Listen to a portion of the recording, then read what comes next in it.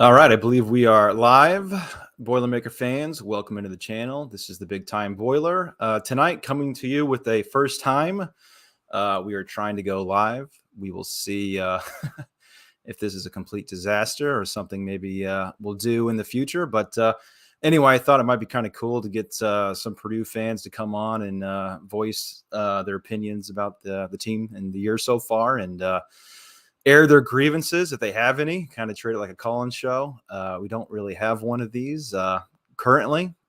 I've been making videos now for, I don't know, 1 or 2 months, kind of previewing the season and doing a few recaps and stuff like that. But thought it would be kind of fun to, again, kind of do a preview of the Minnesota game. I did one yesterday, but it wasn't very, it was pretty brief. So I thought I'd get a little more technical today and invite some fans on and, see how this goes. So I actually, our first guest we got is Isaac, who's become somewhat famous here with starting with the Penn State game and Joe Klatt introducing him. So we'll get him on now as the first guest of the Big Time Boiler show. Let's see if this works. And bear with us tonight. This is very much a trial run. He said if we get a few people watching, that'd be awesome. If we don't get any, whatever. But there we go. I think, Isaac, we got you up there. Can you hear me? Yes, I can. Thank you for having me on. Yeah, man. Absolutely love that you're rocking the sombrero. Yes, I kind of had to. So, I mean, just for popularity's sake, just, that's the go-to outfit now for football games. Probably swing it in, maybe sprinkle it in for some basketball games. But, Joel Klatt did a nice shout out at that Penn State game. I wasn't expecting that. He saw me early on. I think he was doing a Fox and Friends at 8 o'clock. And then he came over to Ross-Ade, and I was like, no way, that's Joel Klatt. And then talked to him a little bit, and he was like, done deal. I thought it was just going to be a brief intro, beginning of the game, sort of be like, oh, here's Isaac, blah, blah, blah. I camped out. Didn't realize it was going to be in the fourth quarter. And if you saw that clip, there I was on my watch because I had friends blowing up my phone like, Isaac, you're being shouted out on live TV right now. And I'm like, I don't believe you. And then I got multiple texts and I was like, okay. And then that's when the whole sombrero thing went down. So I kind of just, that's, how morphs, not necessarily barnyard, they had dress up as onesies. My thing would kind of just be wearing the sombrero. So, yep. Yeah, I mean, not to toot my own horn, but I think I might have been the first one to tweet, kind of give you a heads up about it. I was, I think so. Part of the reason that I even do this YouTube channel, I travel a lot for work, and I don't know if it's safe or not, but I watch YouTube videos in my car while I drive, and always do random previews of the game, and it actually was a very small podcast that had Joe Klatt on. I don't even remember what it was, and he just randomly mentioned you, and I remember seeing your tweet, so I'm like, oh, so yeah, I think I gave you a heads up on Twitter, and then then he went out and shouted. It's pretty cool. I thought he did the Pat McAfee show too, so that was kind of added cool aspect. He was on the Pat McAfee show, and he brought up me. It's camping out, and then Pat McAfee, and then I think that was the tweet that you tweeted out, and then that was around noon, and then obviously the Penn State game was at 8 o'clock, and it was in the fourth quarter, so that was a little bit later, but being discussed, not just a brief cameo, but a whole segment, like a whole minute segment, when even there was a play happening. Gus Johnson and Joel Klatt talking about it. So it'd be kind of cool to see if they come back to Ross-Ade, maybe for that Iowa game. If big noon kickoff comes, I'll still sit front row. So if they see me, I'll have the sombrero on. So maybe more future TV time. We'll see if it's out, but that's the game. Yeah, that was pretty cool, and you're right. That was actually, even when Joe said it, I think he said he was going to give you a shout out, but yeah, he gave you like a whole little segment, so that was pretty cool to see. Yes. That was cool. Before I get your quick thoughts on the team, just I guess some housekeeping here. I know we got a comment here. The link, guys, to the StreamYard is in the description of the video. Feel free to click on that if you want to be on.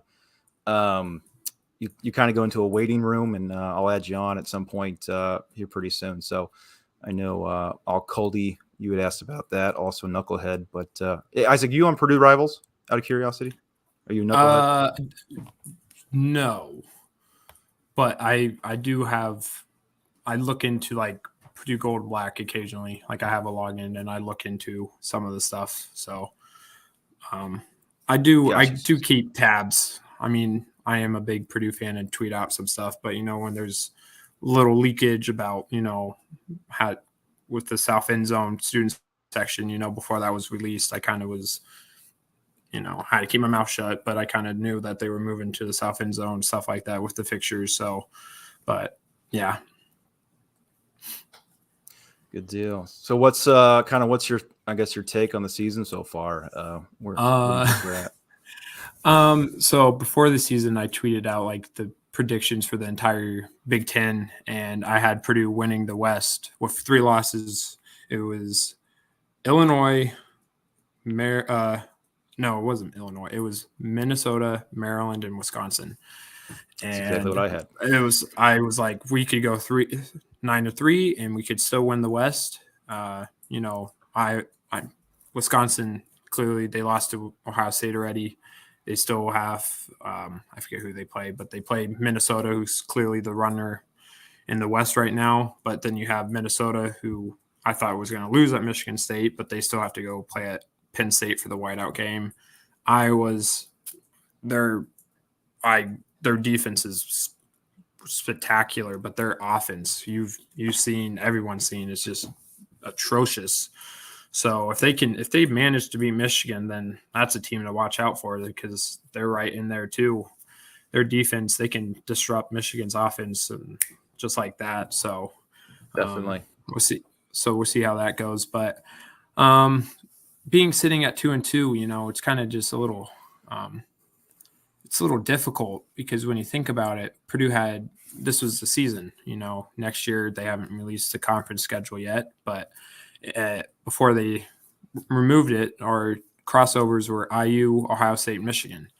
And this year we were fortunate enough to not have those big powerhouses on our schedule.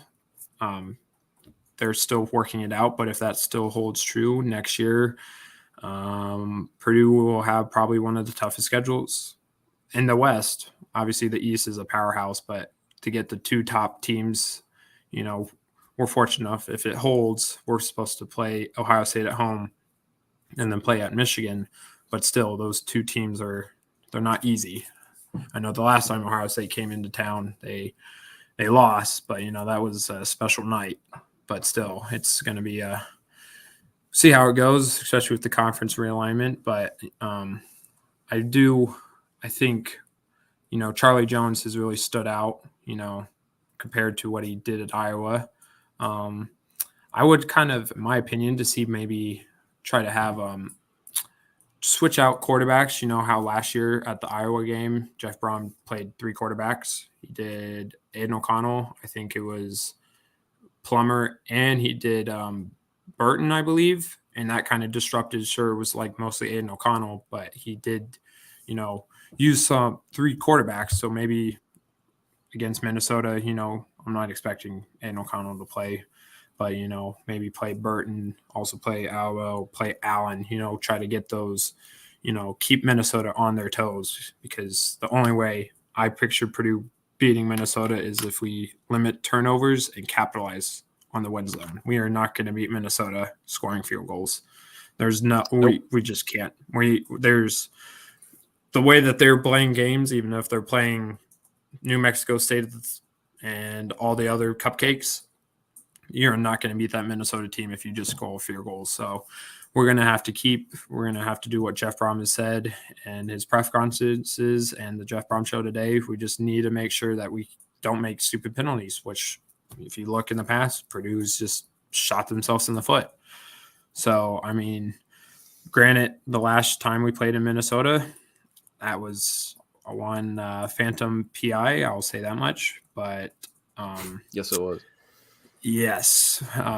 But I still think we can make it to a manageable bowl game. If you look at our conference last year, we went 3-1 in September, 2-2 in October, and then 3-1 in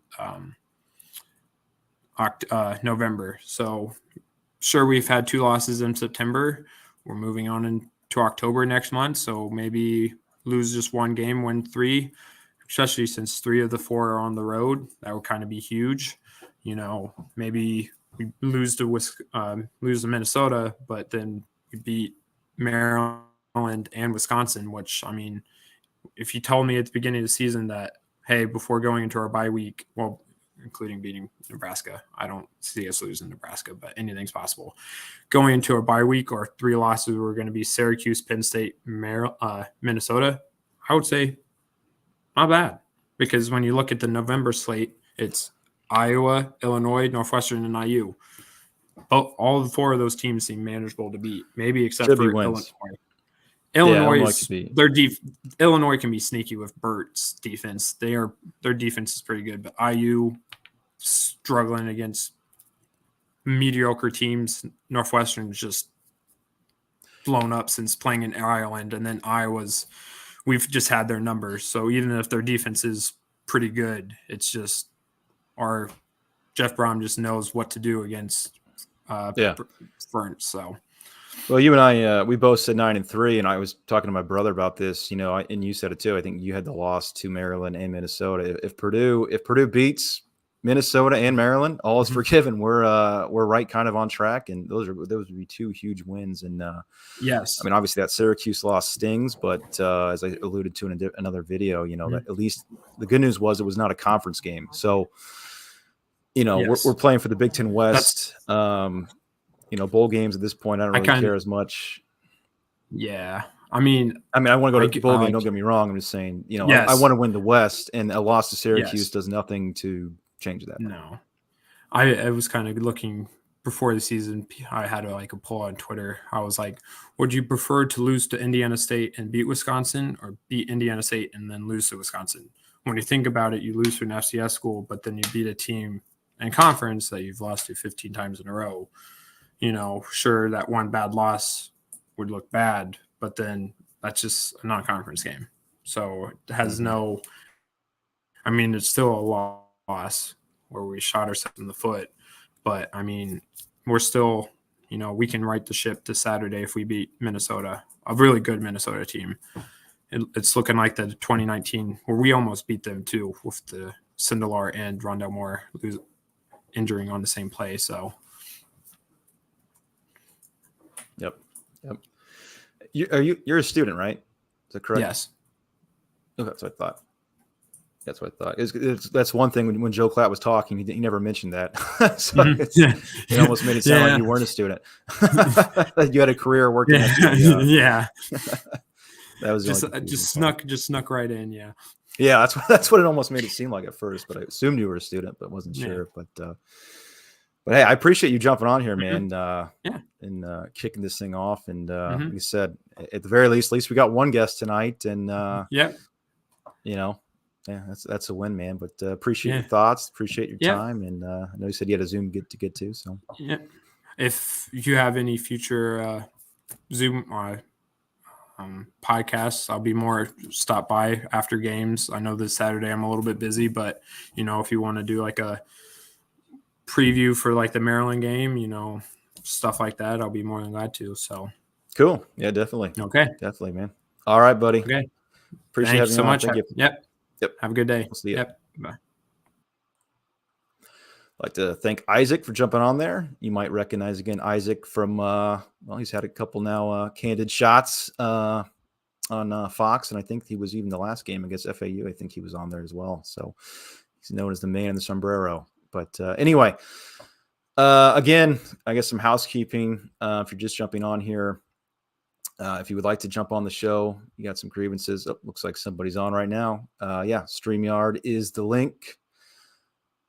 And just click on there and I'll let you in and you can talk whatever you want about Purdue football. And eventually we'll kind of, break down Minnesota. I don't know. I was probably thinking about going for an hour, maybe going to 8 o'clock. Or not 8 o'clock, 9 o'clock Eastern time. I know Boiled Sports is going live tonight at 9 and 9:30. So this is the appetizer to that. But with that, let's get guess Jacob on. Hello, Jacob, can you hear me? Can you hear me? Yeah, I can hear you. What's going on, man? Hey, how's I it can hear going? you. Okay, Pretty good, man. What I don't what have. do you got to share?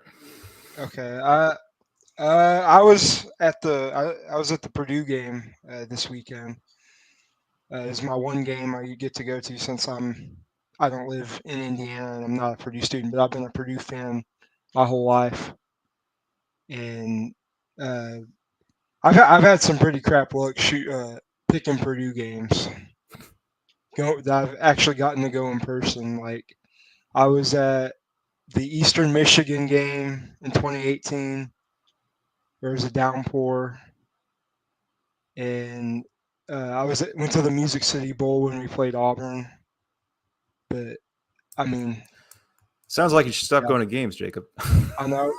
Just kidding. And then this weekend, Aiden O'Connell was out. I was looking forward to seeing him, but hey, we still won at least. At least we won. Yeah, hey, that's good. Yeah. It's a win. So, I'm thinking, it's. I think from here on out, if Aiden O'Connell can get healthy, I think we can still be competitive in the West. I really think so. Absolutely. And,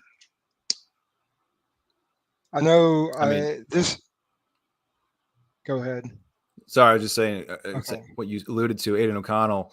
Yeah. I think obviously the season kind of at this point, is if he's healthy or not. If he's not healthy, Yeah, it's kind of. This could be a down year quickly. I mean, I like Austin Burton as a backup, but we're not going to win the game. Yeah, against Minnesota. Burton's just a game manager. Like he's a respectable game manager. He did fine against Florida Atlantic, but he can't make the throws down the field that O'Connell can, which is kind of why I'd like to see more of Alamo if Burton can't go, or if Aiden O'Connell can't go this weekend. I just think the series we saw him in, like I don't think they were calling plays that fit his play style in that little series we got to see of him. Yeah, I kind of agree. I think if memory serves correct, he took a deep shot, right? I think on third down, a sneak on the second down, and then first down, he did kind of walk onto a receiver and maybe wasn't very good on his reads there. But I'm sure that was more of a. I would like to see a quick. He didn't really get throw. time in the pocket. Yeah. Yeah, I would have liked to see a safe throw, for his first pass, kind of get him in rhythm, but obviously that didn't happen. But, Isaac brought something up that I meant to kind of go off on, but, he was talking about the multiple quarterbacks we did at Iowa. And I will say, now that Austin actually has some game film of him throwing the football, at least, he can somewhat throw the football. He actually might be more of a better Wildcat quarterback now to actually bring in occasionally, kind of a Taysom Hill role, where maybe he comes in on a second down or whatnot, and runs the ball or either throws it. So, maybe we'll see a little more of that now too. Just if if we're struggling a little bit, yeah, finding like running lanes. Austin Burton's really good at that. Yeah, finding lanes that don't exist. Yeah, I don't think he actually ran a whole lot. I don't think he did either. He ran a couple times, but he's more. Yeah, he's better. He's a better athlete than I'd say he's a passer. I would agree with that. I feel like he may do well in like a Josh Heupel type offense.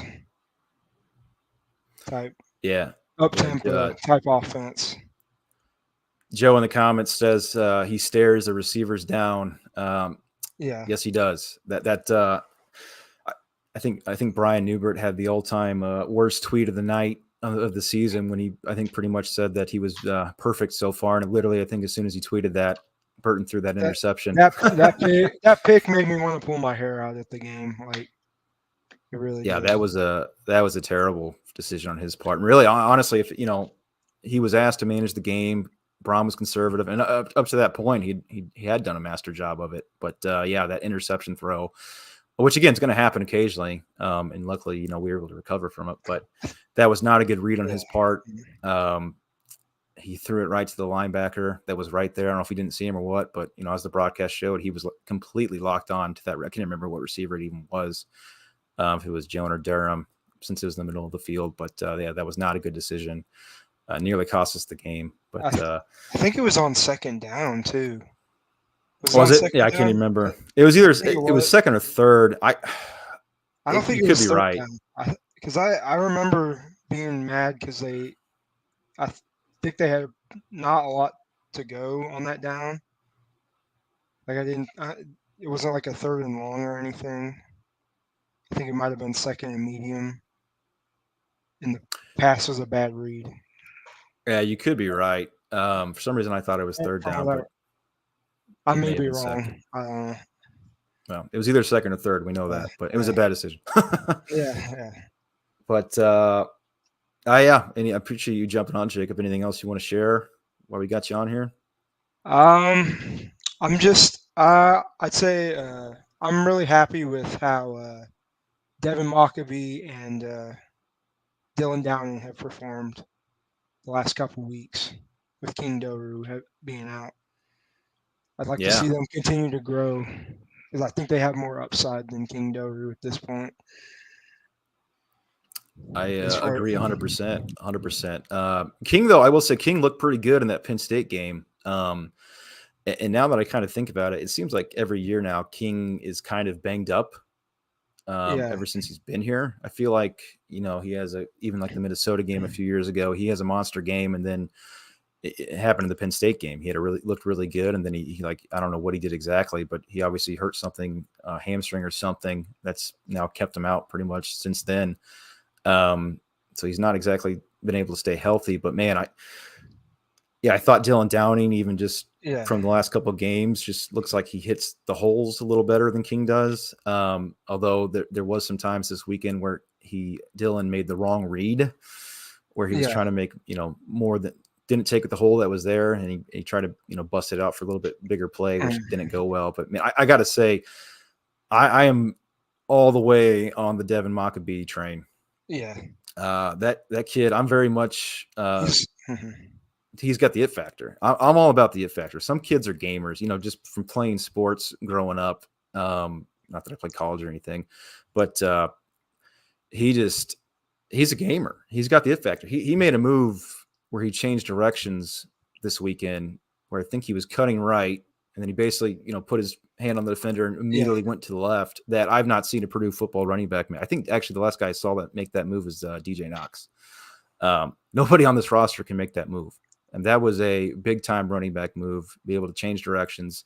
Nobody else on this team has that. And he's just, again, he makes plays. And even, I think they even said it, and I can't remember what coach said it, but, they were talking about, it was either during a broadcast or something, or Tom said it or something, where the defense was, saying that in the spring and fall camp that they were telling coaches, hey, we have a lot of trouble tackling this guy.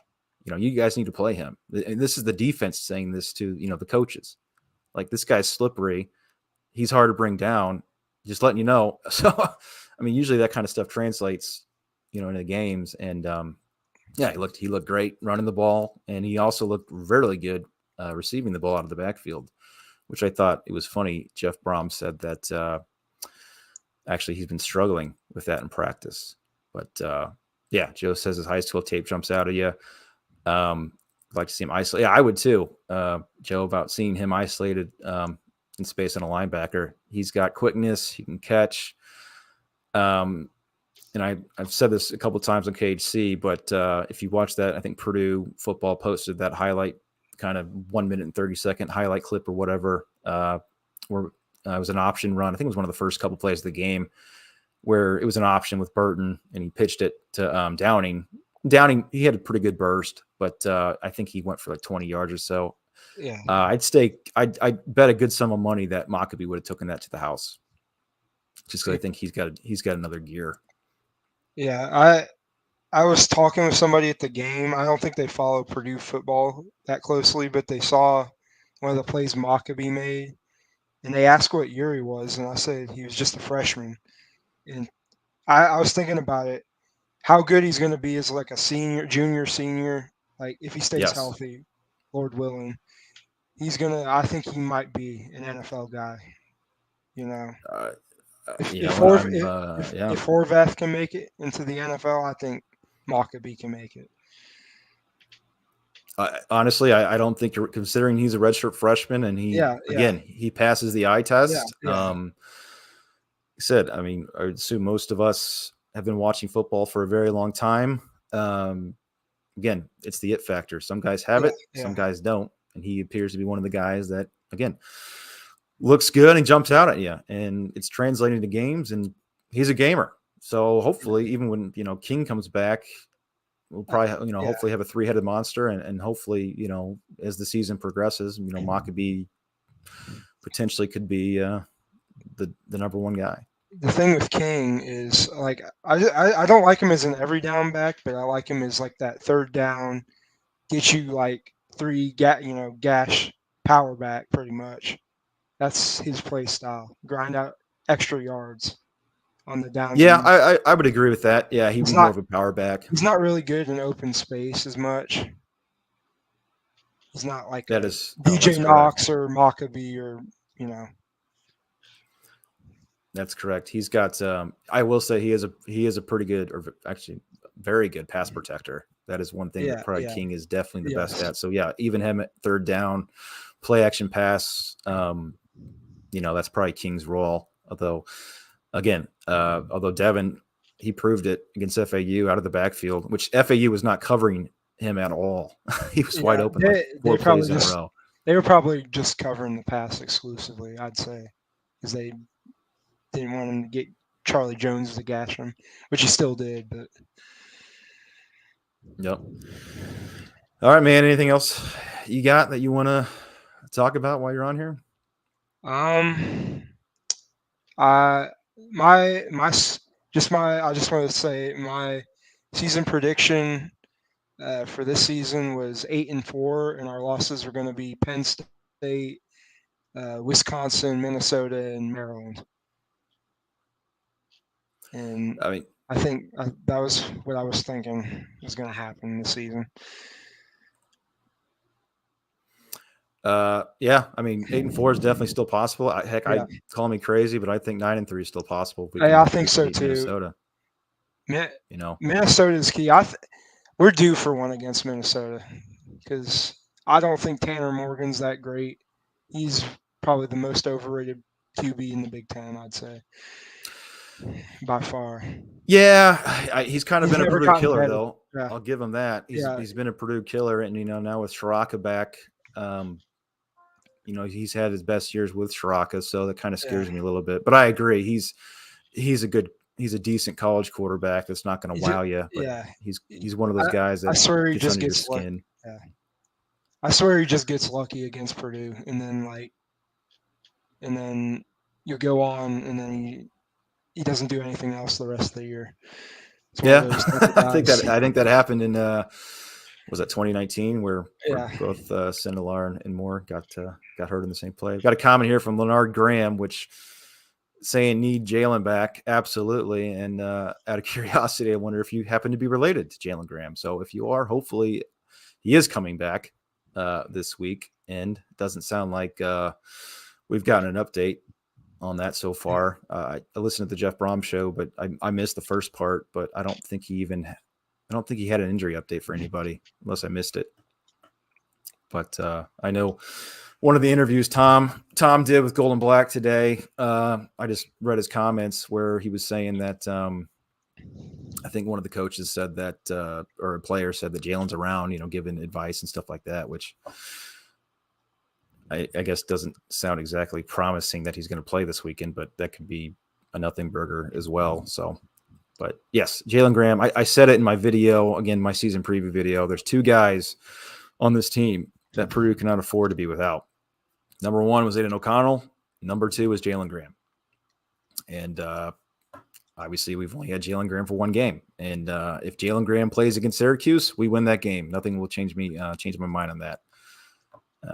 This would be a 3-1 football team. So hopefully Jalen can come back and play against Minnesota. Just a comment about that. I do. Yeah, we would have probably won that game because I think Syracuse's QB is he couldn't throw downfield besides the last drive of the game, and Jalen would have stopped the scrambles he did, those extended plays. He would have come up there and met him before he got to the first down marker. Well, So, not only that, yeah. only that is, Chris Jefferson, who I think's done a tremendous job this year, and it is a heck of a pickup from coming from double, 2A or whatever, Division II. D2, yeah.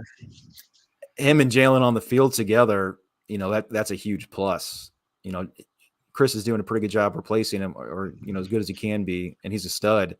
But having Jalen and Chris on the field together makes this defense a whole lot better, not just for the sake of, just Jalen coming back, which obviously makes Purdue defense better, but having him and Chris Jefferson on the field. So obviously, I guess what I'm trying to get at is when Jalen, this is maybe an obvious point, but when Jalen Graham is in the game, you have better players in the game, just period. And sometimes you say, you're as good as the sum of your parts. And I guess, Jalen being there brings the overall talent level up, and I guess removes maybe the weakest player on the field, if that makes sense. So just in that case too, having Jefferson and Graham on the field together is something that we sorely need to see happen this weekend to have a good shot. But I guess Joe, we will, or Jacob, sorry, I guess we'll get you out of here with this. What's your score prediction this weekend? And do you think Aiden plays? If Aiden plays, I think we win 31-24. But if Aiden's not playing, it's probably going to be Minnesota 31-17. That's what my score would be. Okay. I totally missed your first. Did you say Purdue's going to win 31-24 if Aiden plays? Yeah. Yes. Okay. Yeah. I mean, that's actually a pretty good score. I could see that happening for sure. Wouldn't be surprised if they do that. But hey, man, I appreciate you coming on again. This was kind of more of a trial run today, and already got 2 interviews. So appreciate it. Thanks for watching, and I appreciate it. I appreciate you having me on. I just saw and I figured I'd join. Yeah, absolutely. We appreciate it. Maybe I'll have video next time, but I could have joined on my phone, but I just no worries, man. Called in on because my computer monitor doesn't have a camera. But all good. It's been a pleasure. So hopefully we get Aiden O'Connell back, and I'll see you around on Knucklehead Central. Yep, sounds good. Thanks, man. Yep. All right, thanks, Jacob. Anthony Lennon with thanks for doing this. Not sure I'm smart enough to ask an intelligent question.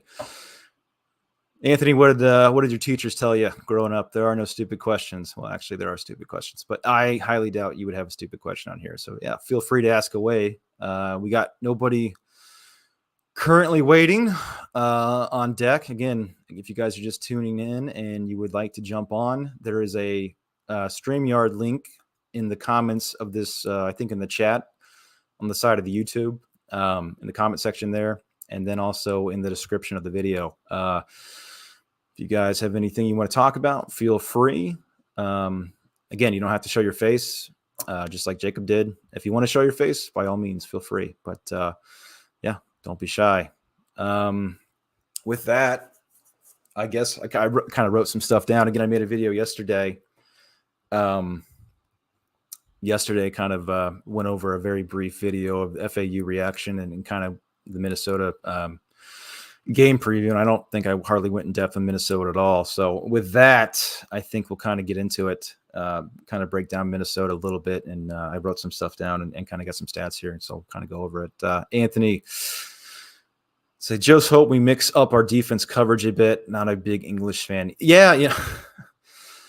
I thought, we could spend a few minutes on this. I think what was it? Jake Butt, the former Michigan tight end of only actually a few years ago, was on the color commentator, and he basically had one thing he was talking about when Purdue was on defense, and that was Purdue having the one high safety look, which we've been burned on now multiple times. I think there's a fine line between being too aggressive and being too conservative. And yeah, I would like to see Ron kind of find that mix. Obviously now it's burned us twice in that Penn State game and that Syracuse game. Penn State game, I'm not going to harp on as much, on Ron, because quite frankly, that defense made 2 stops in the fourth quarter. I think, I don't know the exact, under 6 minutes to go, let's say, when Penn State had the ball twice, Purdue stopped them and got the offense the ball back. So I'm not going to blame the defense on that. But that Syracuse game, the fact of the matter is that they could not, or they were playing man coverage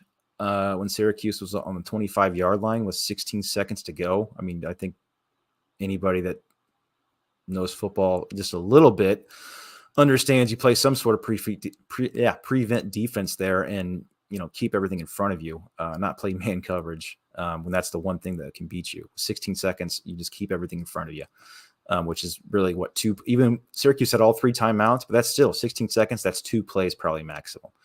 But yeah, I'll be honest there. I'm not Ron English says the right things, it seems like, during the week, and he seems like a good coach and a decent motivator. But yeah, I'd like to see maybe a little bit better coverage and some mixing up from Ron on the defense side of the football. But yeah, again, if you guys are just joining us and you want to jump on, Ultimate Boiler, no worries, man. Again, we're just chugging along here. I don't think you missed much right away, although we had Isaac on, the sombrero wearing Purdue fan. Yeah, if you want to jump on, feel free. Link is in the description of the video and in the comment section. You can show your face or not show your face, whatever works for you. Yeah, talk about whatever you want, air your Purdue grievances. But with that, I guess I'll continue trucking along. Again, if you want to come on, just jump on, and I'll see you in my little StreamYard box, and I'll let you on. We can discuss some things. But again, Jeff Brom show today. I think I listened to most of it, saw some of the notes, but wasn't really much of an update, if any update on injuries. I did, see Brom was saying about Minnesota towards the end of the segment, the best team. I think he said the best team they either have played. Well, the best team they played to date, I think, is a given, maybe. But I think he was saying this is the best Minnesota team that Purdue will play since he's been here, which is true. Looking at Minnesota's roster and their depth chart, they're one of probably the oldest teams in the country. I think they have something like 5. It was 6 until Autumn Bell got hurt. 6-year starters on offense. They actually only returned 1 offensive lineman starter from last year. But the other 4 guys that are now starters were all on the 2 deep, I believe. I think they're all like juniors and seniors, so it's a very veteran group. Some big boys in that line. A little bit, not as quite as big as Syracuse, but the line started out at 7. This is what's kind of interesting. The line, I don't know if you guys are gamblers or not, but the line started out at Purdue +7. It's now jumped to 12.5. Which is interesting. From my understanding is Purdue is, I think, Aiden O'Connell, unless, we hear otherwise. I think I plan on Aiden O'Connell. I think Aiden O'Connell is going to play unless something happens later in the week where, he just can't go. But with that line going the opposite way, maybe they know more than we do, or I know. But again, line's 12.5. Minnesota's only punted the ball 3 times all season. 3 times. They did not punt against Michigan State, who is arguably the best team they have played so far to date. And with that, I guess before we go any further on Minnesota stats, I think that's kind of a good thing to talk about is Minnesota has not played a good schedule. In fact, they've actually played the easiest schedule of anybody in the FBS conferences. 177th ranking, which is actually only 1 better than the team they just beat, Michigan State, who's at 176. And again, 177 is the worst in Power 5. Their opponents have a record of 3-10. I can't remember what they've outscored their opponents. First game they played against New Mexico State. They won. I don't even know if that's an FCS team or a D1 team, but they won 38-0. Western Illinois, I believe, is FCS. They won 62-10. Colorado, who is the worst team, I think, in Power 5. Not I think. They are the worst team in Power 5. 49-7 they won. And then Michigan State, who I thought was overrated coming in this year, but I thought they'd be a decent team. They absolutely blew the doors off 34-7. So are these guys a paper tiger? I don't think so. Oops. Sorry, I was got a message there. Paper tiger, no. I think they're legit. How good are they? I guess we're going to find out. But again, talking about some stats for the season, Tanner Morgan, who seems like has been there since 2002, is the quarterback in the 6th year. He's thrown for 886 yards, 7 touchdowns, 1 interception. Ibrahim, who looks like he's not lost a step at all. Excuse me. They got hurt against Ohio State last year. I think in week 1, has 567 yards, 8 touchdowns, 6.37 yards per carry. This Purdue defense, though, has been pretty stout against the run when it comes to running back. So that'll be an interesting matchup to watch. Let's see. So then the receiving, though, this is where it kind of gets interesting. Obviously, the leading receiver for Minnesota still is Chris Otton-Bell, who is hurt with 214 receiving yards. He's obviously out for the year. Their second best receiver, I guess currently to date, Michael Brown-Stevens has the most receptions at 12, 180 yards, 0 touchdowns, long of 35 yards. Their second leading receiver is Brevin Spann-Ford, who's a tight end, 11 receptions, 167. So nobody on this team has caught a pass longer than 45 yards, or currently 45 yards. That was the tight end. Otton-Bell, who's their deep threat guy, had a 54-yarder. So that's a big loss. Daniel Jackson, who has two touchdowns as well on the year, which only has 68 yards. So I think he actually had a couple touchdowns against Michigan State, if I'm correct on that. But yeah, the overall offense for Minnesota is pretty much ranked in the top 10 in all categories. Number 3 in total offense. Their third down conversion rate is 79%, which is absolutely terrific. But again, they haven't played anybody besides Michigan State, who I think, again, is at this point might be lucky to get to 6 wins in the East. Maybe not, but we'll see. I think Purdue is the best team that this team will have faced all year so far. So, and then in defense, actually surprising, Purdue is actually number 32 in total defense this year. And we have a top 25 red zone defense. So that's actually pretty good. Pretty good. Two keys to this game, not even talking about Aiden O'Connell's health or the other Jalen Graham's health, is number 1, the weather appears like it's going to be pretty nice, which is a big deal. Because if you watch these games the last few years, I think, last year was a monsoon. One year was like a snowstorm, blizzard. It's been, and actually even Brom's first year with the Bentley pick 6 that I see Jacob was at the game for. I think there was like a lightning delay in that game. It's either been bad weather or bad officiating in every single Minnesota Purdue game the last 5 or 6 years. So low 70s for weather, and it's supposed to be clear. So that's a huge advantage for us. And number 2, no Beth Mowins. Thank goodness. The game's on ESPN2 at noon, 11 a.m. Central. It's not a Beth Mowins game. Thank goodness. So, and also Minnesota's defense, again, very veteran group. I think most of the guys on that team are juniors and seniors. Their leading tackler has 25 tackles as a linebacker.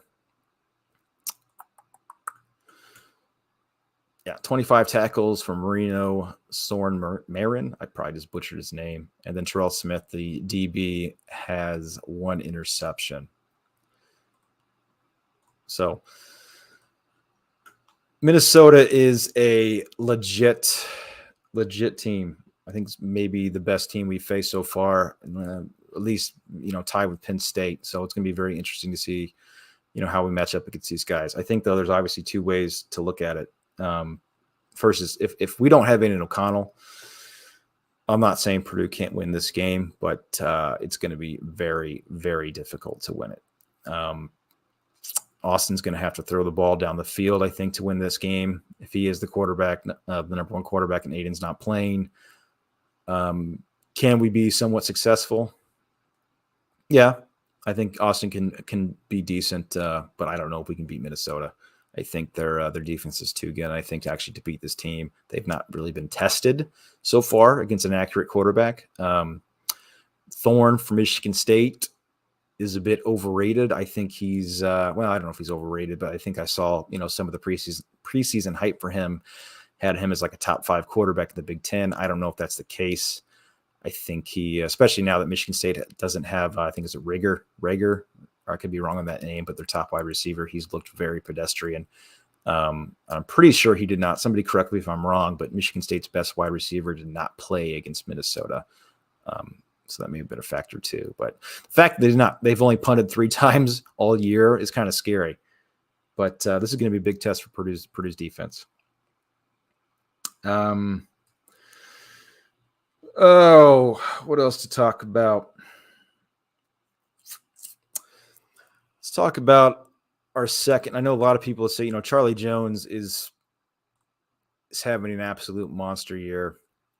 41 receptions, 533 yards, 7 touchdowns. Way more than I think I predicted on the season. I was saying Charlie Jones would have 700 yards and 7 touchdowns. He's on pace to absolutely destroy that. I've heard some people in Knucklehead Central and just on Twitter, complain or not complain, but saying, who's going to be our second receiver? And that's kind of a question. Obviously, I think it's going to be Payne Durham. He's your second best, probably pass catcher. But I've really been impressed what I've seen from TJ Sheffield. I don't think his stats. What is his stats for now? He's got 11 receptions for 116 yards, 1 touchdown. That might not jump out at you. That might jump out at you on paper, but that was an awesome touchdown catch he had against FAU, and he had a great bowl game. So I think he's kind of stepping into that number 2 wide receiver. Rashawn Rice had a pretty good game against Penn State, but I don't know if he's actually I think he's caught 1 or 2 balls after that game, and that's it. He's only got 5 receptions on the year for 90 yards, no touchdowns. We'd like to see him get more involved. Tyrone Tracy only has 87 yards on the season, receiving, no touchdowns. Rushing, though, he's got what? Tracy's only got 4 carries for 47 yards, which is 11.8 yards per carry, which maybe we need to get him the ball more. But again, if you're just joining us and you guys want to jump on the chat, or not chat, but the video, feel free. I just posted a link again. If you haven't been on, if you want, again, air your grievances. Talk about what you want about Purdue football. Are you upset with the season so far? Are you disappointed?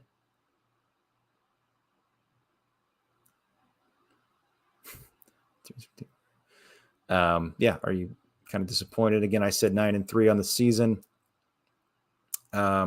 Still possible. If we lose to Minnesota, we're not going to go 9-3. I think that's going to be. Anything's possible, but you got to beat Minnesota to go 9-3. And honestly, I think you have to beat Minnesota to win the Big Ten West and go to Indy. If you don't beat Minnesota, let's look at Minnesota's schedule. And I don't think it's a very murderer's row schedule they have this year as well. They play at Illinois. That actually could be a pretty sneaky game for them and us later in the season. But they got it at Illinois after us. If they beat Purdue, that could be a trap game. Then they play at Penn State following that. Versus Rutgers, at Nebraska, versus Northwestern, versus Iowa, who actually is kind of like, I guess, the Wisconsin version to Purdue. They can't seem to beat, and then they finish it at Wisconsin. So really, if they beat Purdue, maybe Minnesota or Penn State, Iowa, Wisconsin, I could see. If Purdue loses to Minnesota, I see Minnesota at maximum losing 3 games, no more than 3 games. At Penn State, maybe against Iowa, which that's doubtful. It's home, and then at Wisconsin. Could maybe Nebraska somehow beat them, possibly, but I don't see them losing any more than 3 games. If that were to happen, obviously Purdue does lose in Minnesota. That's 2 Big Ten losses. If we lose 1 more, that's 3. You all can count. But the thing is, Minnesota would have the tiebreaker. So they would essentially have to lose 4 Big Ten games for us to jump ahead of them. And then Iowa, Iowa's got an absolutely horrendous, as you all know, horrendous offense. But Iowa just seems like that team that somehow wins 9 games every year. Of course, they got a pretty hard schedule. They got Michigan this week. That's probably a loss. At Illinois, again, that could be a loss. That's October 8th. October 22nd, they play at Ohio State.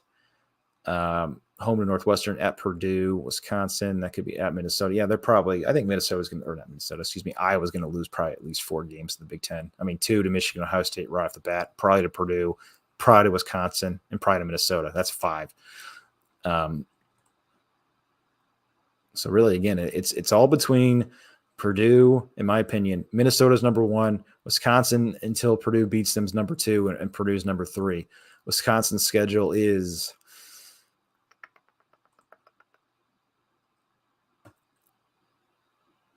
got Illinois this weekend at home. If that game was at Illinois, that would be a sneaky game. At Northwestern, win. At Michigan State, that's probably a win. Purdue, we'll see. Maryland, that's going to be a tough game, but at least they have them at home. At Iowa, that's man. They don't. Wisconsin has an absolute cakewalk here. Purdue, all right. So Purdue has to beat Wisconsin. Because Wisconsin plays at home at the end of the season against Minnesota. They're going to beat Nebraska. They'll probably beat Iowa at Iowa, but maybe not. Maryland could be a sneaky game, but they got them at home. They got Purdue at home. Michigan State doesn't look good at all. That should be a win. They don't play – they played Ohio State, but they don't play Michigan or Penn State. So, yeah, it's Purdue. If Purdue's going to make the Big Ten championship game, we got to beat Minnesota and we got to beat Wisconsin. You know, I would take a Wisconsin win and a Minnesota win if that means a Maryland loss, and hell, even an IU loss maybe. Let's go to the comments here.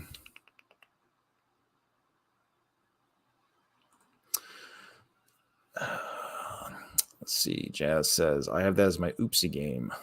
Sure, we always win at Illinois, but they're due to get one back versus Purdue. You know, that could be – that Illinois game could be sneaky. The only thing that I think is advantage Purdue there, and I said this earlier in the season, and when I just went through Wisconsin, Iowa, and I think also Minnesota's schedules, Illinois is here in the next few weeks, early October. For Purdue, well, I guess this could go one or two ways, really, now that I say that about Purdue. But, you know, I think Purdue, we play them this year. I think we play them pretty late. Is that correct? Play them November 12th. So, you know, that's what, 1, 2, 3, 4, like 7 weeks from now. I mean, Illinois, they're playing pretty decent right now, but they're not they're not deep at all. That's a team that if, you know, they get a few injuries, they might go down, way down. Of course, could say the same about Purdue. You know, if they get a few injuries, we could be in a world of hurt. But yeah, we need to blow them out. Yeah, especially if our rush D doesn't show up. But yeah, our rush D is pretty good this year, actually, surprisingly. I don't have the stats on that in front of me. It's one thing I forgot to write down. It looks a little skewed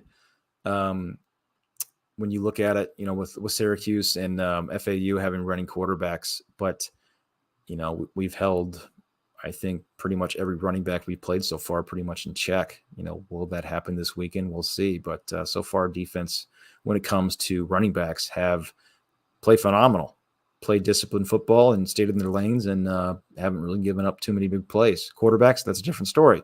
But we've also not had Jalen Graham, who's, you know, our best quarterback spy, if you will. Again, if anybody is just joining us, they'd like to jump on the channel, jump on the stream, feel free. The link is in the comments, a few of the comments on there by me, and then also in the description of the video. Again, it's kind of like a call-in show. If you want to talk Purdue football or, you know, anything about Purdue football, feel free. Your face does not have to be on here. You can just do the microphone or whatever, what you like. Let's see, it's 8:40 Eastern time now.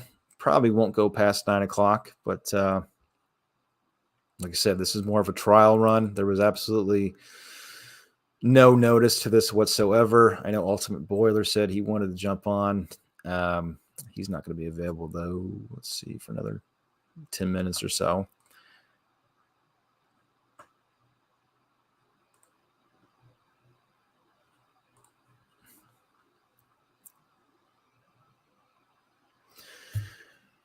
Well, we can kind of, if we want, we can kind of go position by position until I guess somebody jumps on here or brings up another topic. Special teams. Oh, we got somebody. Hey, what's going on, man? Ultimate Boiler, welcome. Hey, how's it going? Pretty good, man. I appreciate you jumping on. I was getting tired of talking. But yeah, again, kind of just a trial run here tonight. I don't know. I thought it'd be kind of fun to have a semi-Collins show. I know one of the guys I kind of follow and started with this with Corey Brada for Hawkeye of the Storm does this. Iowa's got quite the following, and he does live post game and stuff like that. It's pretty cool. Which I'm pretty busy and can't really do that. I think my wife and kids would kill me, but when I travel for work, I got nothing else to do, so why not do it? But yeah, what you got, man? What do you want to talk about? Yeah, but no, I feel you on the whole wife and kids thing. That's why it took me a little while to get on. Had to put my daughter to bed. Yeah, no, I've kind of missed honestly a lot of the conversation. Just like I said, I was putting my daughter to bed. So, but I think a big thing is just the outlook for the rest of the season. I think a lot of us thought at this point we'd probably be sitting at 3-1, maybe 4-0. A lot of us probably thought it was going to be 4-0 if we could get past Penn State. At the very least 3-1, I think for sure. Right. Yeah.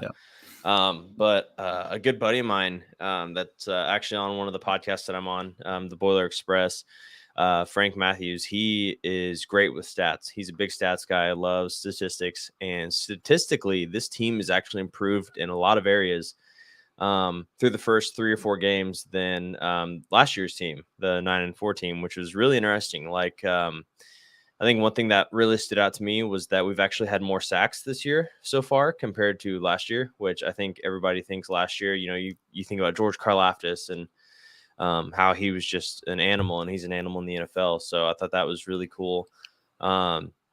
We've actually rushed for more yards this year at this point than we have. And I think I saw a stat during our previous game against FAU where I think collectively scored 7 total rushing touchdowns last year, and we're already at that point for this season. So I think that's something that's really cool that sticks out. And it's hard to see those things. I think when you just look at the record, you get so sucked into the losses, the last second, it seems like the last 2 minutes of each half has kind of been our vice or our kryptonite this year.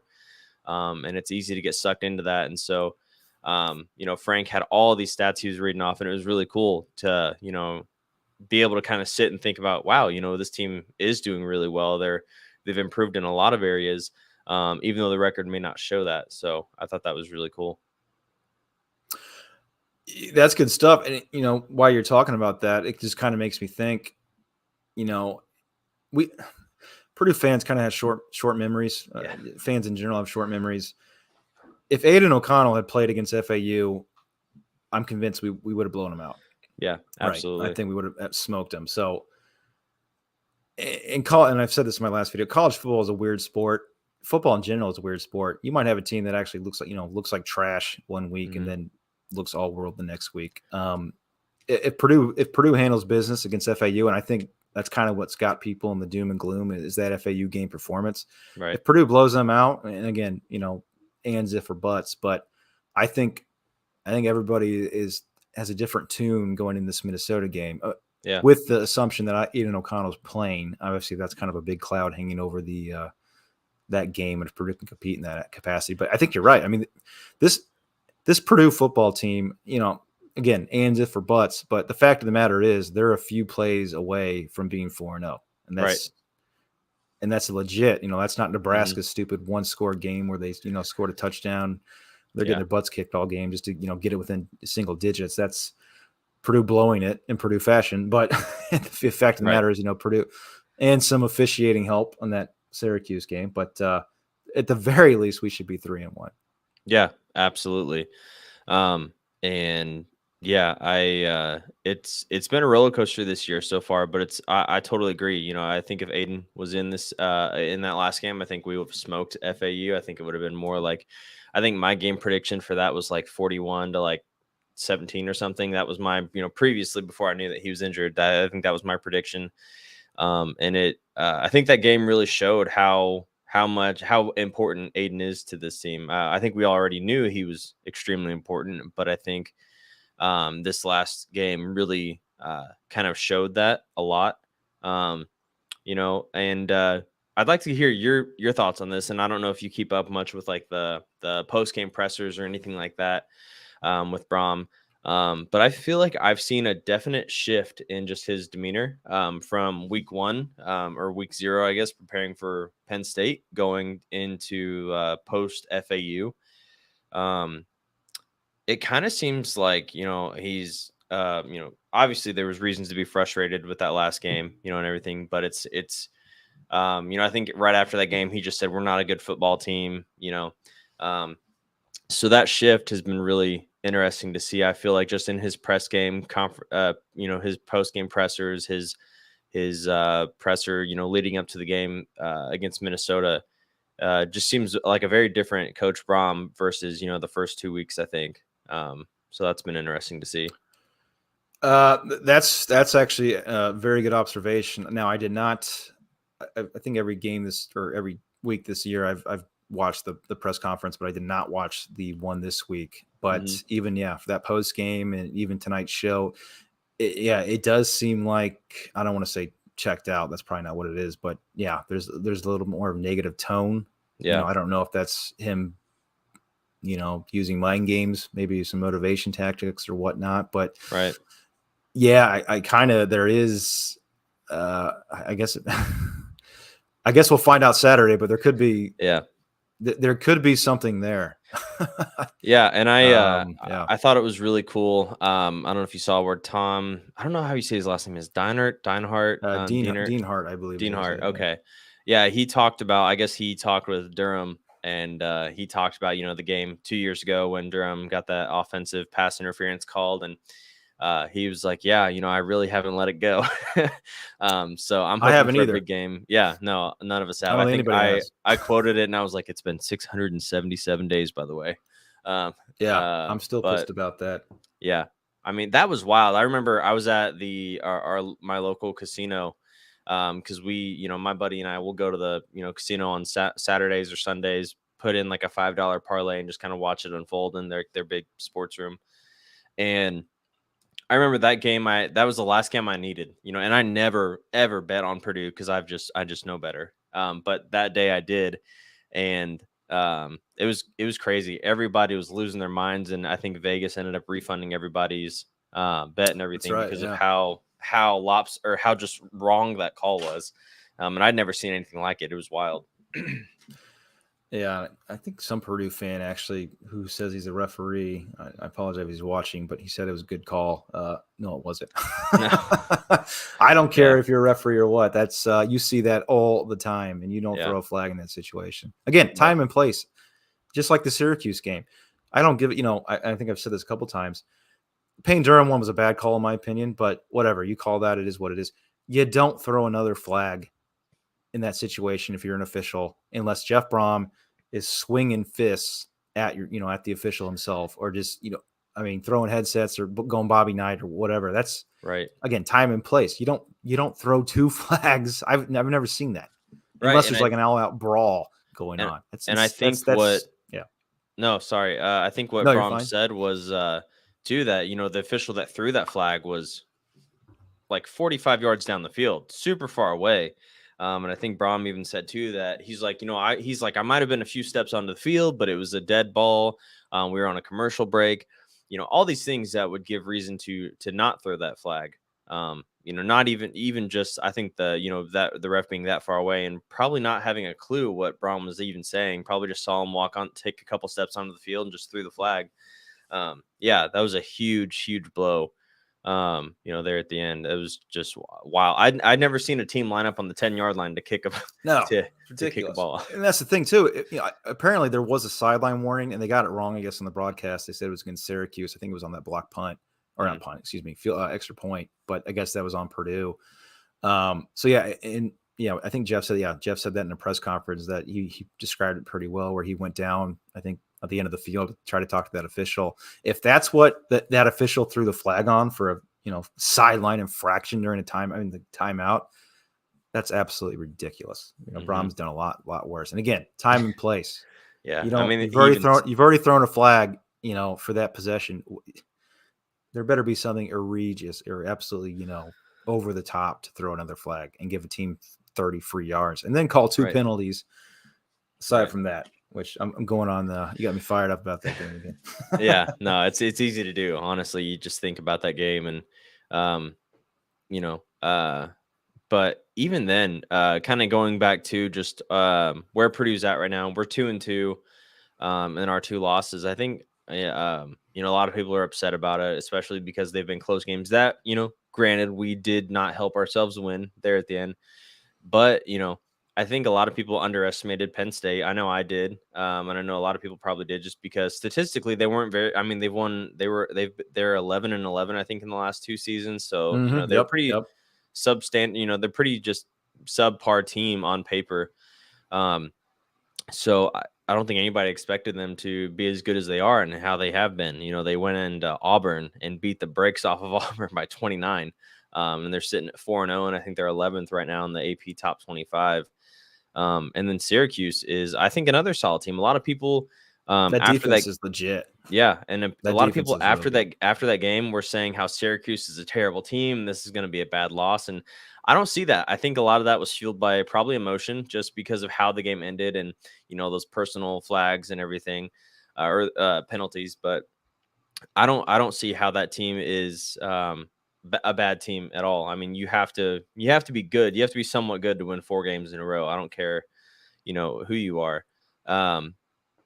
And even I think our run defense as well, minus the FAU game, has been really great against the actual running back. We held Sean, what's his name? Sean something. I can't remember what his last name is on Syracuse.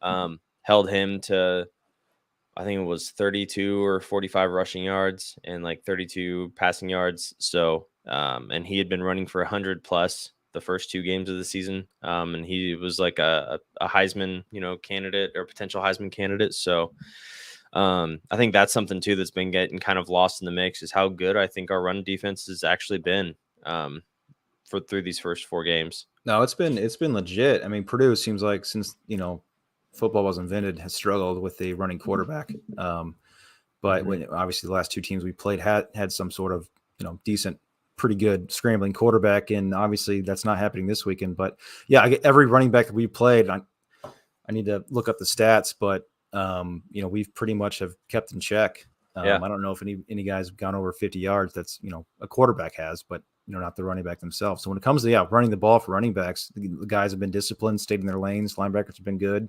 It's just they lose outside contain when the guy's passing, and that's probably because Jalen Graham's not been in the game. Right. And something that I think we've all probably noticed this year, and one of my buddies that I do another podcast with brought up, is that when the secondary is going for a tackle, they're not necessarily doing your fundamental wrap them up kind of tackle. They're going to take your head off. They're not trying to get a targeting call or anything, but they're going to hit you hard. They're doing the hit stick. Yeah, he referred to him as he's like they're like our Legion of Boom right now. You've got Cam Allen, you've got Sanusi Kane, which, my God, he's an animal out there. He's impressed. Yeah, and I think Brahms even said, in like interviews before, he's had to tell Sanusi Kane to kind of like settle down a little bit, to kind of pull it back a little.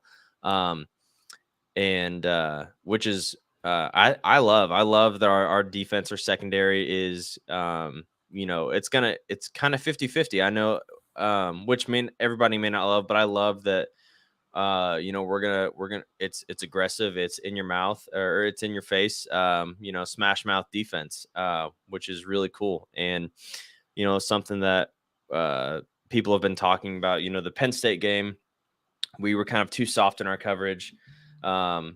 The Syracuse game, we were kind of too tight, and I don't remember the last time where we've had a Purdue defense that had the option to do that had the option to go too soft or too tight, to have the talent on our defense to be able to play both sides. And I think that's something that's really awesome as well. Yeah, the thing is too, and I kind of said this I think earlier in the video, but if that same situation happens, we do the same coverage and Jalen Graham's in the game, that's not a touchdown. And that's what for me is just, I really want Jalen back. And again, I probably, this sounds dumb explaining it this way, but it's, sometimes you're as good as the sum of your parts. And, you think of it like, a Madden or whatever, you have an average rating for your team. Jalen not being there obviously brings that down, but Jalen back, you have more playmakers on the field with Jalen alone, but you got Graham there, you got Jefferson, Kane. I mean, you got some studs back there. And then, Taylor, which I think Taylor's actually improved. He had a bad first game, but I think he's been pretty decent. Maybe even better than Brown. I think Brown and Trice are still kind of working back from health, and hopefully that continues to improve. But I think this defense, if Graham can get back, I think that can actually be a pretty salty unit. The only thing that concerns me, and be curious your take on it, is the pass rush. I think we're getting somewhere with Jacob Wahlberg. I think he's actually turning out to be a pretty good linebacker, kind of your typical Purdue solid overall linebacker with a little bit more athleticism than some of the other guys. Not quite Jalen Graham, obviously, but he's a step up from Douglas. But the pass rush is the only thing. Again, good rush defense, but not against FAU, which apparently FAU actually they kept saying this, had a really good offensive line. I don't know if they were all transfers, but they, from what I heard on a couple different areas, FAU actually had a really good offensive line, but we got like no pressure whatsoever. That's the thing that needs to improve, I think, is probably the pass rush. And that, again, when you have a better pass rush, you help out your cornerbacks, and they're not on covering for 4 or 5 whatever seconds. Right. Yeah. And then, if we have a better pass rush, the quarterback is less likely to be able to, take off and find those holes and, kind of take off like Graham did against, when we played Syracuse, and then how FAU's quarterback did as well. And I think something I noticed in the FAU game was that it looked like a lot of our secondary was very focused on making big plays, like interceptions, because there was a touchdown, I think, in the fourth quarter where Cam Allen was just zoned in on the court. Like he was not there. He just like was not paying attention to his surroundings, was just, I think, super zoned in on the quarterback. And I mean, if he would have been on it and like ready to go and make the play, he would have had an easy interception there. But I think our pass rush, our defense is okay. Like I said earlier, statistically, we've had more sacks at this point in the year than we did last year. I think our defense is fine. I think it's just really I think definitely something that is being found out about our defense right now is that, when we're in that cover one, our linebackers are getting Craig Mockabee. Our linebackers are getting burned. Our defensive backs are kind of getting burned. There was a couple passes in the last game where Trice kind of, if he, it really wasn't, the guy maybe didn't catch it, but if he would have caught it, he would have been gone because Trice was, a few steps behind him. I think last game was just weird. I think we kind of just need to throw that one in the trash and move on, honestly. But I think Purdue, again, this kind of reminded me of that Illinois game. Obviously different quality opponent. Last year I think it was Purdue played Illinois, and then didn't look very good, and then beat Iowa the next week. Right. So hopefully we see some of that.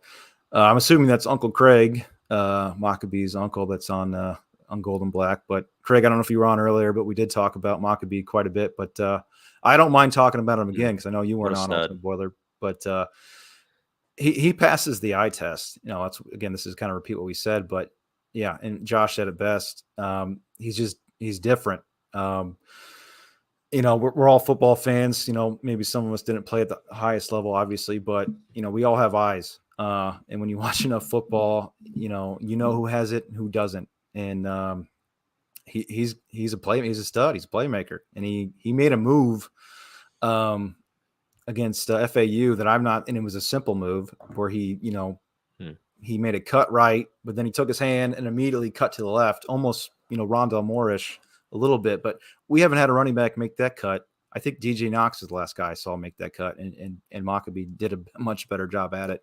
But he's a playmaker, yeah, and he's only a freshman, which is a redshirt freshman. He passes the eyeball test, and I would love to see him get the majority of the carries, because I think, and I don't want to sound like I'm coming down on Dylan Downing, which I'm not. I think Dylan's a good player, great player to have in the program. But I think I don't want to say wasted, but it seems like with Dylan is when the hole's there, he finds it for the most part, and he does pretty well. I think he may do a little better than King, getting a few more yards. But there's some runs, man, where if Maccabee has that same hole, he's taking that thing to the house, something that no running back on the roster is doing that. And that's what Devin gives you, that next gear and overall athleticism that, we haven't had in a long time. And even there was articles on Twitter and Gold and Black over this, I think spring and the fall or early fall,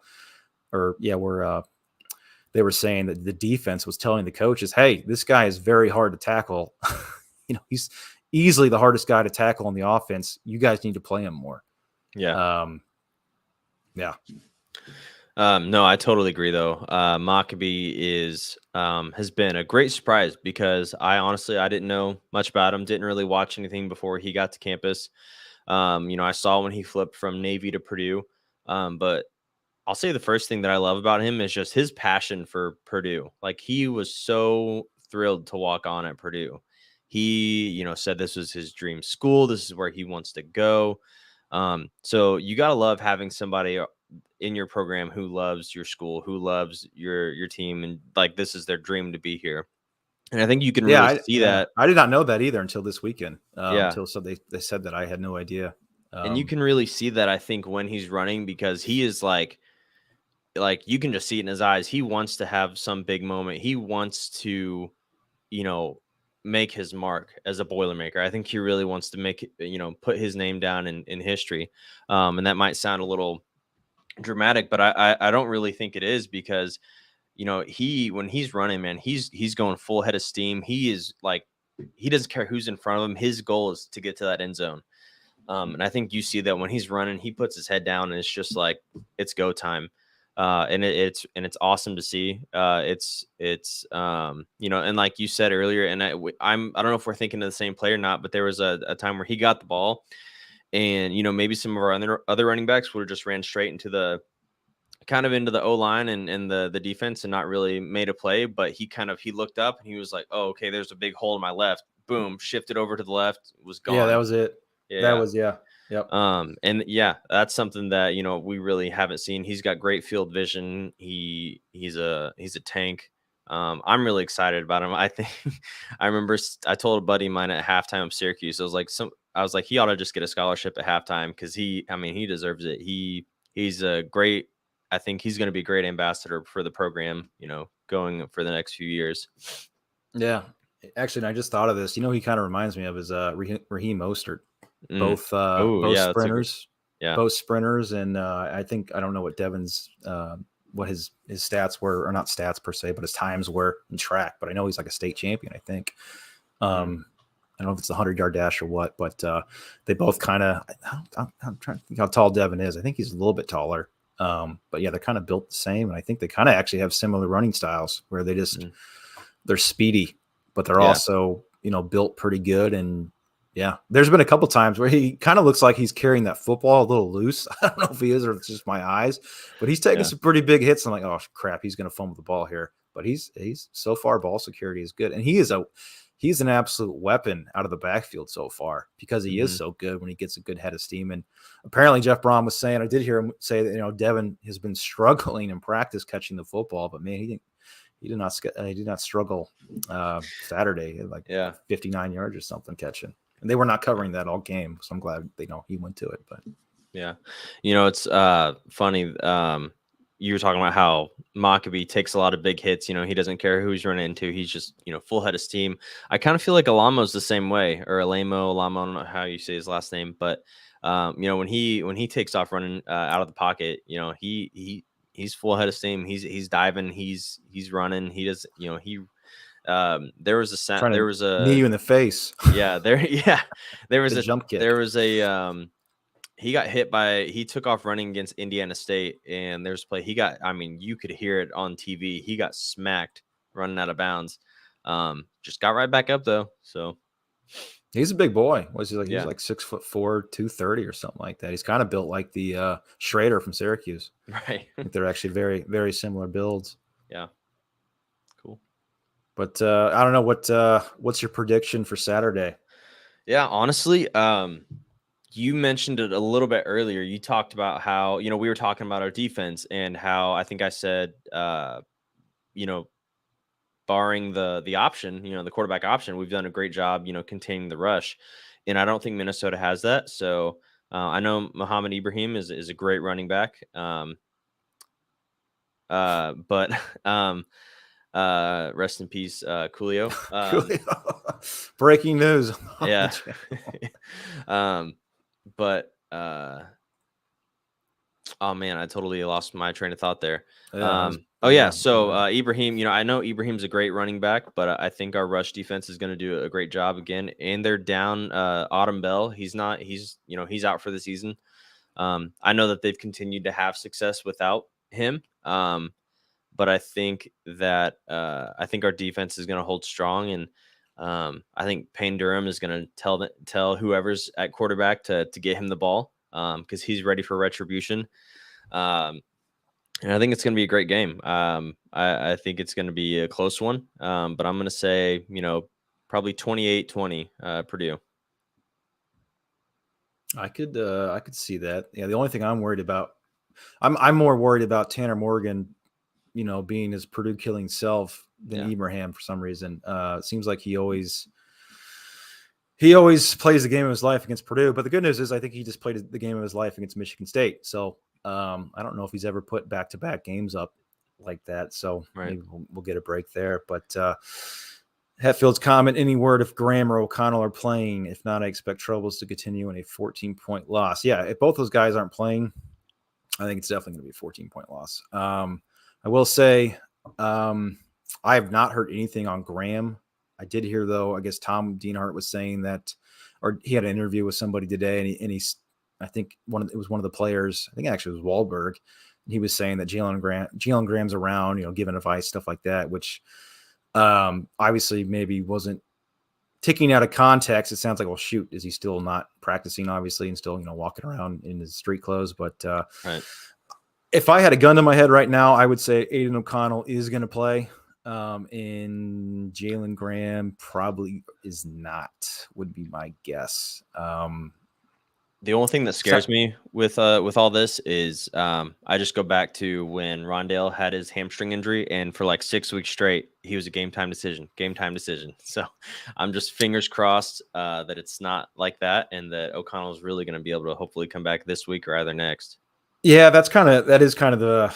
Sometimes Jeff Brom, it can be kind of vague, and he say he's week to week and he's out for the season, kind of like the Neal situation. Lorenzo Neal a couple years ago, but I have heard that Rondale Moore thing was kind of Rondale and his team per se, or the people around him. Overly cautious. To the point where I think it was actually bringing out some issues with chemistry and stuff like that. That he wasn't willing to risk it in his NFL career. That whole thing was weird because he said he was done because of COVID, and then he came back.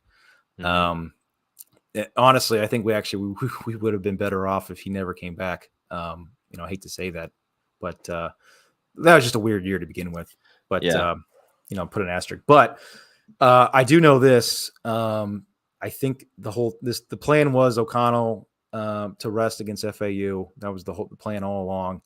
And then the plan is for Aiden O'Connell to play against Minnesota. Now, will he play against Minnesota? I don't know, but I know that I think Aiden's expecting it, or he was expecting it last week. Let's say last weekend, excuse me. I think the coaches were too. So things can change, obviously, though, especially with ribs. Right. So again, I can't say for sure he's going to play, but I know he's expected to play. he's expecting to play, or he was expecting to play. Let's just put it that way. And I think what Tom Deanhart said, that he was in practice, a practice jersey yesterday, so into practice. So I think signs are looking good for him playing. Yeah, but awesome. Yeah, I just wish Jalen was could be back, but it seems like we've not heard anything. I mean, he's out with like a fractured. He's got a fracture in one of his legs, right? Yeah, and it almost, I don't know if it's the same one it's Horvath had last year, because I think he had something similar in his leg. I can't remember how many weeks he missed. He probably missed at least 6. Yeah. Plus, I don't know. Yeah, but need Jalen back. Yeah. Oh, cool. Man. Well, I appreciate you letting me hop on here and talking with you. It was cool having that conversation. Yeah, man, absolutely. Yeah, like I said, this is kind of was a first time trial run. Thought it'd be cool to get some Purdue fans on board. Yeah, glad you jumped on. I was getting a little like I said, I was kind of running out of topics, but yeah, I'll try and maybe do this once a week if possible. If it was a different world and I didn't have 3 kids and a wife and was back in my bachelor days, I would do post game stuff and have us all vent and kind of. But unfortunately, different world. So you mean celebrate? We're going to be celebrating after this game. Yes, celebrate. Yes. Yeah. Exactly. Cool. All right. Well, thanks, man. I appreciate it. Have a good one. Yeah, we'll see you. Thanks, See ya. Man. All right. Thank you to Ultimate Boiler on that. Yeah, if you guys are just joining us, man, we've gone for now an hour and 26 minutes. Had a few guests. I think had 4 or 5. If you want to jump on the podcast, feel free. Again, I will link StreamYard up here. It's just computer audio, either via your webcam or your microphone. You don't have to show your face if you don't want to. You can treat it like a phone call, which is all good with us. I joined the pod late. Have a new thought for analysis if you haven't hit it. What are your thoughts on the DC change? And he also said, do you think that has all affected the cover 1 stuff that burned us late? Yeah, we did talk a little bit about this, but we'll bring it up again. And I think I mentioned this on a few videos, but I think I underestimated the change. And I think probably many of us did, from going from Brad Lambert to Ron English, and maybe not so much just the changing over of, DCs. I think maybe, sometimes it takes a while to get back in the groove of calling plays. That can be a skill, if you will. And I'm trying to think when the last time Ron English actually did call plays for a defense. I think it's been a while, so maybe it's Ron, finding his groove. But yeah, I don't quite understand, all the cover 1 stuff. And I know, Jake Butt on the broadcast, BTN broadcast, former Michigan tight end, was pretty much was a broken record talking about cover 1 the whole time. Seemed like in the first half, but yeah, I think there's a fine line for playing too aggressive and playing conservative. The other thing is too, that I kind of, I don't know if I've actually touched on it, but I think, when you play that cover 1 stuff and you're being aggressive, I think it obviously helps when you have your best players on the field, like Jalen Graham.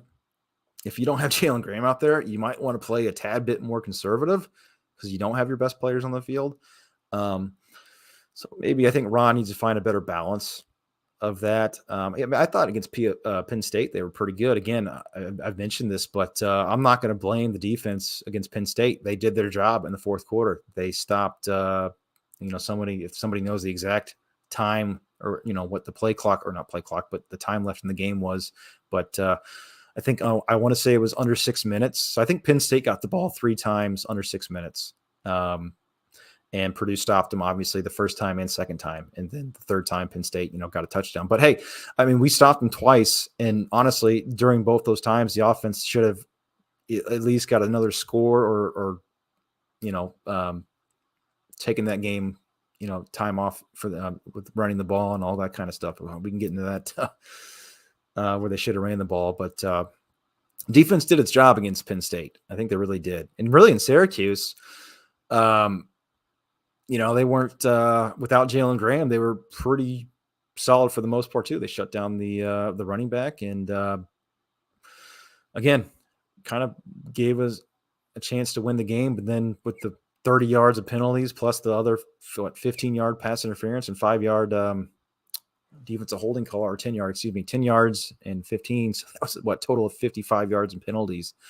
That absolutely killed us. And that's, I guess that's my number one beef with Ron English, was that coverage he called against that Syracuse game with 16 seconds to go. I think I mentioned this earlier, but you don't call a cover one man-to-man coverage when they're on the 25-yard line. There's 16 seconds to go. There's literally 2 plays left for them to have. You keep everything in front of you. And to play man-to-man there, especially with Bryce Hampton, who I think is going to be a pretty decent player, but is obviously down, I think, on the list, who got burned, unfortunately. But you got to play a little bit better coverage there. I don't know why they weren't more into a zone, and again, kind of more of a prevent. All you got to do is, even if you let them get to the 5-yard line and stop them, then they have one play to get a touchdown. I would rather have that one play than playing man-to-man in that situation. But again, if Jalen Graham's in that spot instead of Hampton, they probably don't score. But yeah, man, we've got an hour and 30 minutes. Probably going to wrap this up pretty soon, unless, again, if anybody wants to jump on, feel free. Again, you don't have to show your face. You can just talk if you want. Or if anybody has any more topics they want to talk about in the comments section, please post and we'll talk about it. I thought Boiled Sports, who big fans of, I thought they said they were actually going live tonight too at 9 or 9:30. I'm just seeing if they went live or not. Because if they're going live, I'll probably jump off. But I was joking with Boiler Dowd this afternoon that he let me know that they were going to go live. And I was joking with him that I would be the appetizer, the JV game to the JV game to the varsity game, if you will. Those guys at Boiled Sports do a great job. Kind of were a bit of my inspiration to get on YouTube and just get another Purdue podcast going. And it doesn't look like they went live. They might go live here pretty soon, but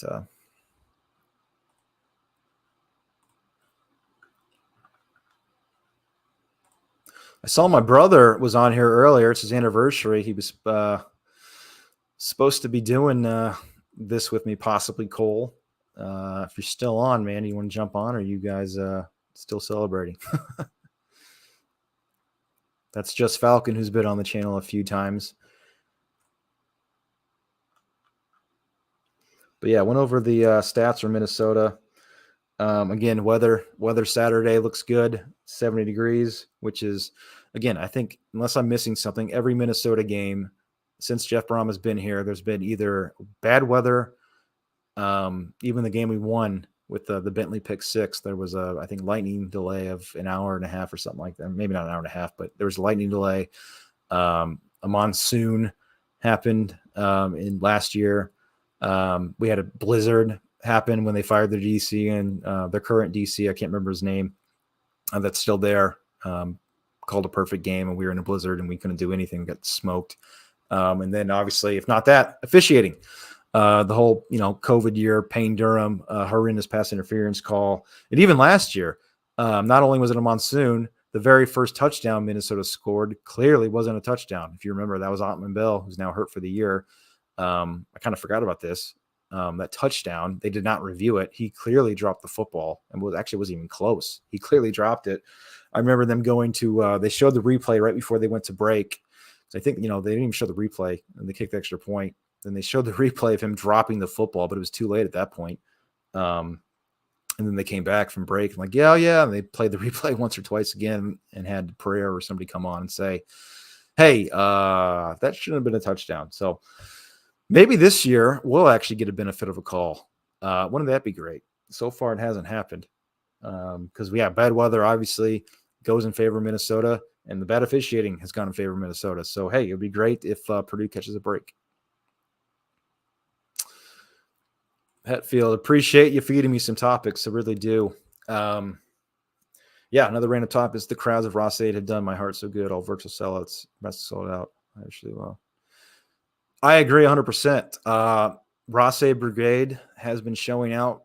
They've been 100% committed. I think Brom actually even brought it up tonight that those guys are there early. It's pretty much packed an hour or half hour before the game when the rest of the stadium's not.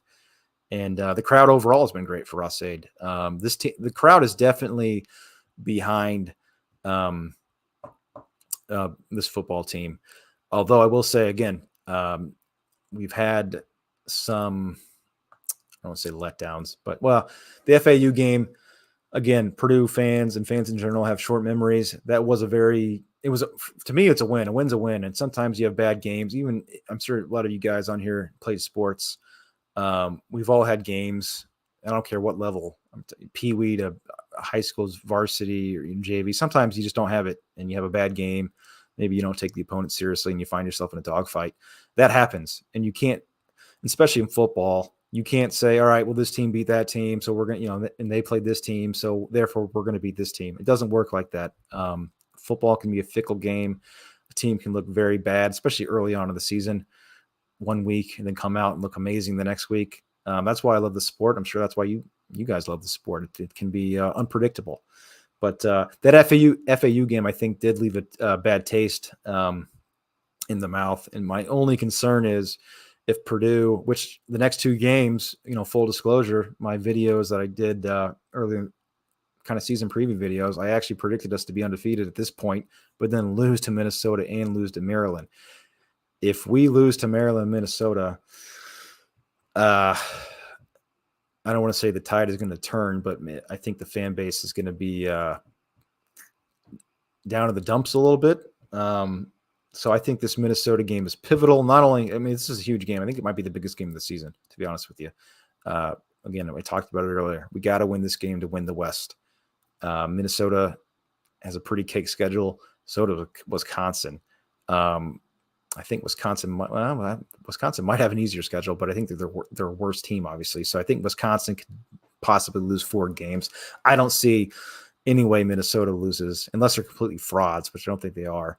They're not going to lose more than 3 games. So we have to beat Minnesota to win this, to win the West, and then obviously the other teams. But if Purdue goes in there and Aiden O'Connell doesn't play and Burton plays and we lose by 3 touchdowns, get blown out, that could be problematic, which is going to be, especially when the season was, a lot of us, including myself, were saying 8 to 9 wins, a trip to Big Ten West, championship game in Indy was on the table. Let's see. Yeah, I know, Jacob, you've said FAU is an experienced quarterback. FAU actually was, I don't want to say, a good team, but, Tom had that interview with the voice of FAU that was on the website, and I can't remember his name, but he was pretty positive about the game and kind of had said, predicted it actually somewhat correct, where, it would be a game and maybe the fourth quarter Purdue would pull away, which they should have done, but Austin Burton threw that pick. But I didn't watch any of their games before, but he was saying against UCF, who I think is kind of an up and down team.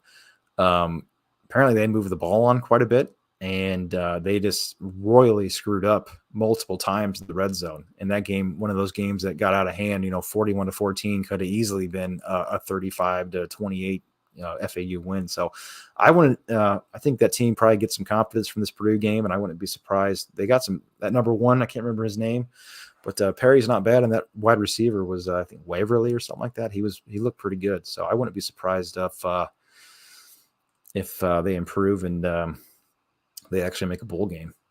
And I agree. Yeah, once if Aiden would have played in that game, Purdue wins. I think I don't know if it was Ultimate Boiler or somebody else said it, but it would have been 41-14, something like that. I think Purdue would have pretty much scored on every possession, and the defense obviously would have played better just by default, since the FAU would have been probably a little more aggressive and taking more shots. Because I think when Perry took some more aggressive shots and stuff like that, he was prone to make some bad decisions. So I think it actually would not have been close.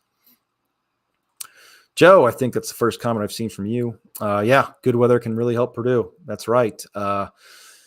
Especially, again, Minnesota, every game since Braum has been here has been either a monsoon, a snowstorm, a lightning storm, or a terribly officiated storm. So the fact that it's going to be 72 and no rain, if we get good officiating, I mean, and yeah, I think someone also said, we are due for some good karma. Yes, we are, especially with the Syracuse game. We've paid our pittance already, and we deserve to have some breaks.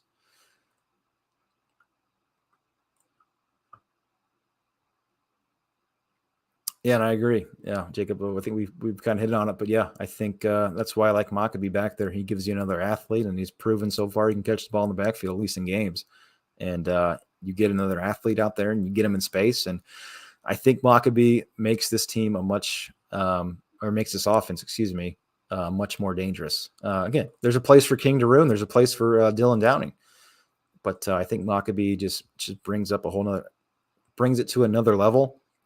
And I think with Maccabee playing to his max potential, I think, again, he's a home run threat, something we haven't had in a long time. Again, actually, somebody that I think he's kind of the perfect comp to is Raheem Mostert, who we never used effectively at Purdue. But I think he's a pretty good comp to that. Yeah, we definitely need Jalen Graham back. It's funny, we were just talking, the rumor mill on this one is pretty radio silent. Haven't heard anything which way that's going to go. I think from what some things the players have said in interviews, it maybe sounds like he's not practicing yet, which if he's not, that might be kind of hard to get him on the field. But even if Jalen plays, 50% of the snaps, at 80%, I'll take that any day. You don't want to, as long as he's not going to re-hurt himself. I'm trying to think what even injury he has. I think it's a lower leg, right? He broke something in his lower, like his shin, maybe, or was that Brock? I can't remember, but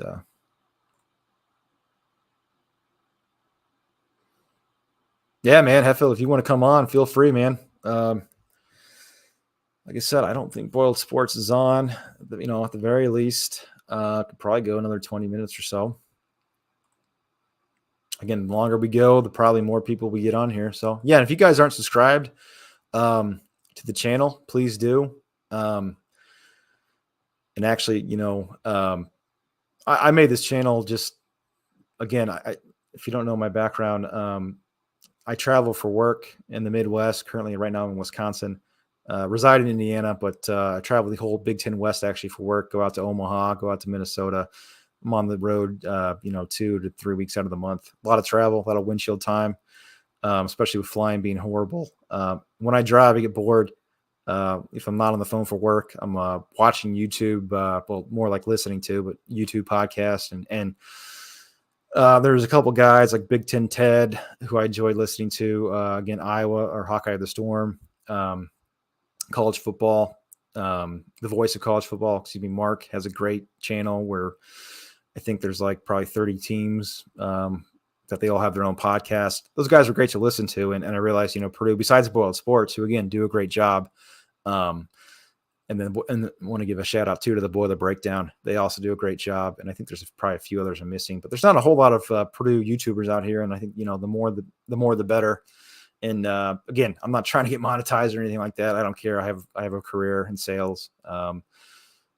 The subscriber thing is actually, YouTube makes it hard for some things. If you have a low subscriber count, you can't do certain things. So the more subscribers we get, the more access I have to some things to make the channel a little bit better. But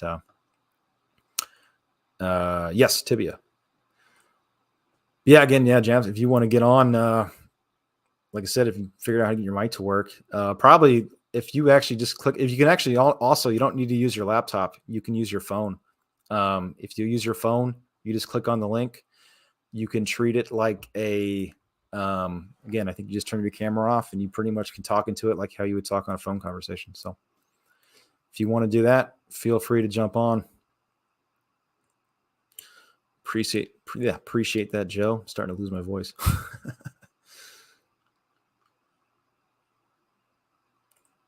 Like I said, Boiled Sports said they were going to be on at 9:30 tonight, but I don't know if they're going to be on.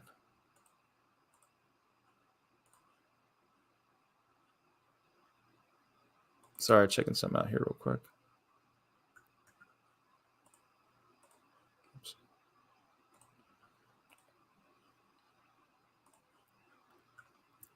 But yeah, again, if anybody wants to jump on, like I said, I think you can use your phone with that StreamYard link that I just put in the comments section. Again, you just turn off your camera if you don't want it on, and you can just talk on it. All right, we got somebody.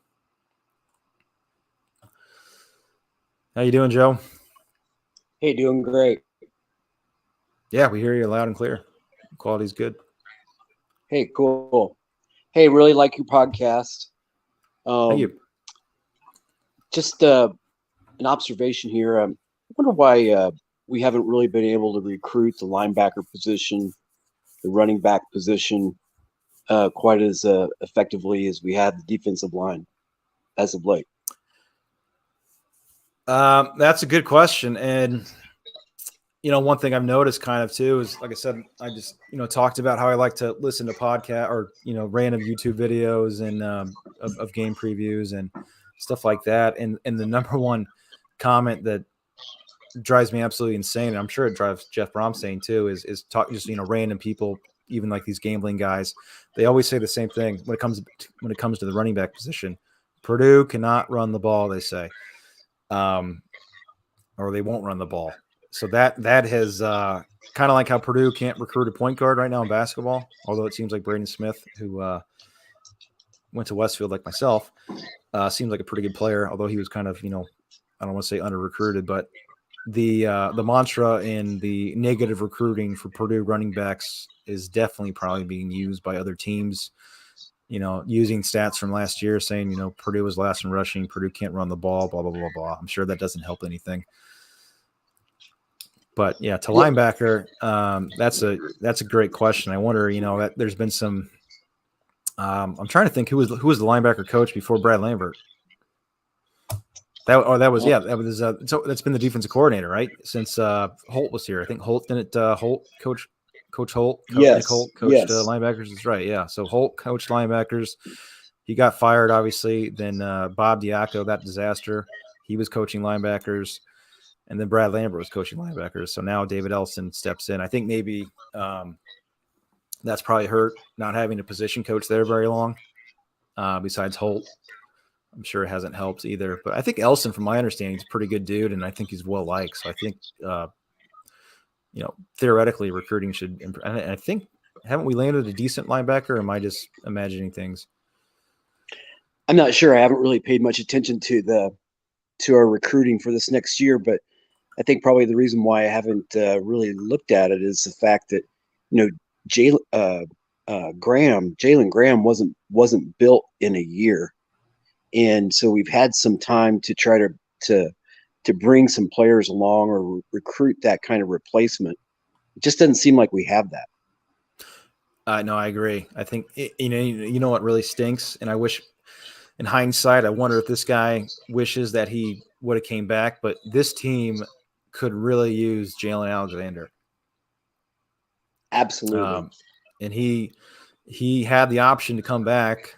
It would have been his 6th year for COVID, and he chose to try the NFL. And I think the last I saw, he got cut pretty much right away from the Bears. And then I think he bounced around, for a day or two here or there for training camps for a few teams. But now he's like in Italy or something, which maybe he's happy with his decision. But man, if Jalen Alexander's on this team, right, that would have been ginormous. He would have been perfect for this team. Exactly. And the other thing too is the kind of the double-edged sword is when Graham is hurt, he not only hurts us at linebacker, but he's so versatile that he hurts us in the secondaries as well. Yes. And that's a killer. Yes. Yeah, and I mentioned that a few times. I think Jefferson might be our second best defensive player, and he's kind of covering for Graham. So if Graham's back, that gives Jefferson the ability to play another position. So now you have two absolute studs back there in the backfield. Absolutely. Yep. But I don't know if you were the one to ask, but were you the one that asked about Ron English? No. I was the one that's kind of been commenting about Maccabee. Oh, that's right. Yeah. I'm from Southwest Indiana, and so we got to see some Friday night highlights on him when he was a junior and senior down here, and I couldn't believe that not even a MAC school was after that guy. And so when he came to Purdue, I was really, really excited because he just kind of has that it factor. Yes, he absolutely and does. If you notice, when he hits the hole, it may not be that he really like hits it super fast, but if you notice, he's got so much more wiggle room in that hole than what you see when Purdue's normal back is in there. Yeah, Down in your King. Yeah, down. Yeah, I said yeah. King just, you just almost want to turn the hourglass over whenever he hits the hole, and then Maccabee's got, you can see, I was at the game this past weekend and you can see he's just got, his vision is incredible. Yeah, I agree 100%. I said it earlier I like Dylan Downing and I like King Giroux, but you almost feel like, especially last weekend, there was some huge holes for Downing, who does a good job, getting those holes. But man, it almost feels like it's wasted because, if that's Maccabee, he's going to take some of those to the house. I feel like with Downing, even that option that Burton had, I think in the first drive where he went for 25 yards or so. If that's Maccabee, I think Maccabee's scoring on that. And that's the Maccabee. difference. Yeah, Maccabee would have turned the corner a little quicker. Yep. I hate to take anything away from Downing because I tell you, as far as a straight ahead runner is concerned, I noticed that because of his conditioning and what he's done to transform things, man, he's hitting the hole a lot faster. Oh yeah, he might be most improved on the offense. I think you're right. Obviously, if you don't include Charlie Jones. Yeah. But yeah, from a Purdue, yeah, he's yeah. Like I said, that's why I hate to take anything away from Dylan Downing, but I just think we haven't had a running back like Maccabee. Again, he reminds me of Mostert in the way he is a sprinter as well, and he's kind of built similar. And guys like that, when there's a hole where a guy like Downing, again, will make a good play, he'll go 20 yards, 25 yards, or King might do the same thing. But when Maccabee hits that hole, he's going to go, 75, 80 or whatever, 100. Yeah, that's the difference. He's a home run hitter, and you got to play that guy. And I really think that kind of going back to what you were talking about with recruiting too, is that when a school gets stereotyped into can't recruit this and can't recruit that, it's a killer. And Minnesota, we have our shots at recruiting big offensive linemen just like they can. I know we like a different style for pass protection, but at the same time, there's some of those recruiting wars that we just absolutely have to win. Yes. Yeah. Yeah. And it sounds like I will say, I think the Purdue recruiting, they had some really bad luck with injuries that kind of screwed everything up a little bit. But I think the last couple offensive line classes have been pretty good, as kind of evidenced by Musa and Bo. Yes. Those guys are gamers. Those guys are studs. And I think we've done a better job, recruiting those type of players. Unfortunately, there was like a 3-year wall where the guys we got seemed like 75% of them got hurt, which, that's why we always got to recruit 2 grad transfers a year.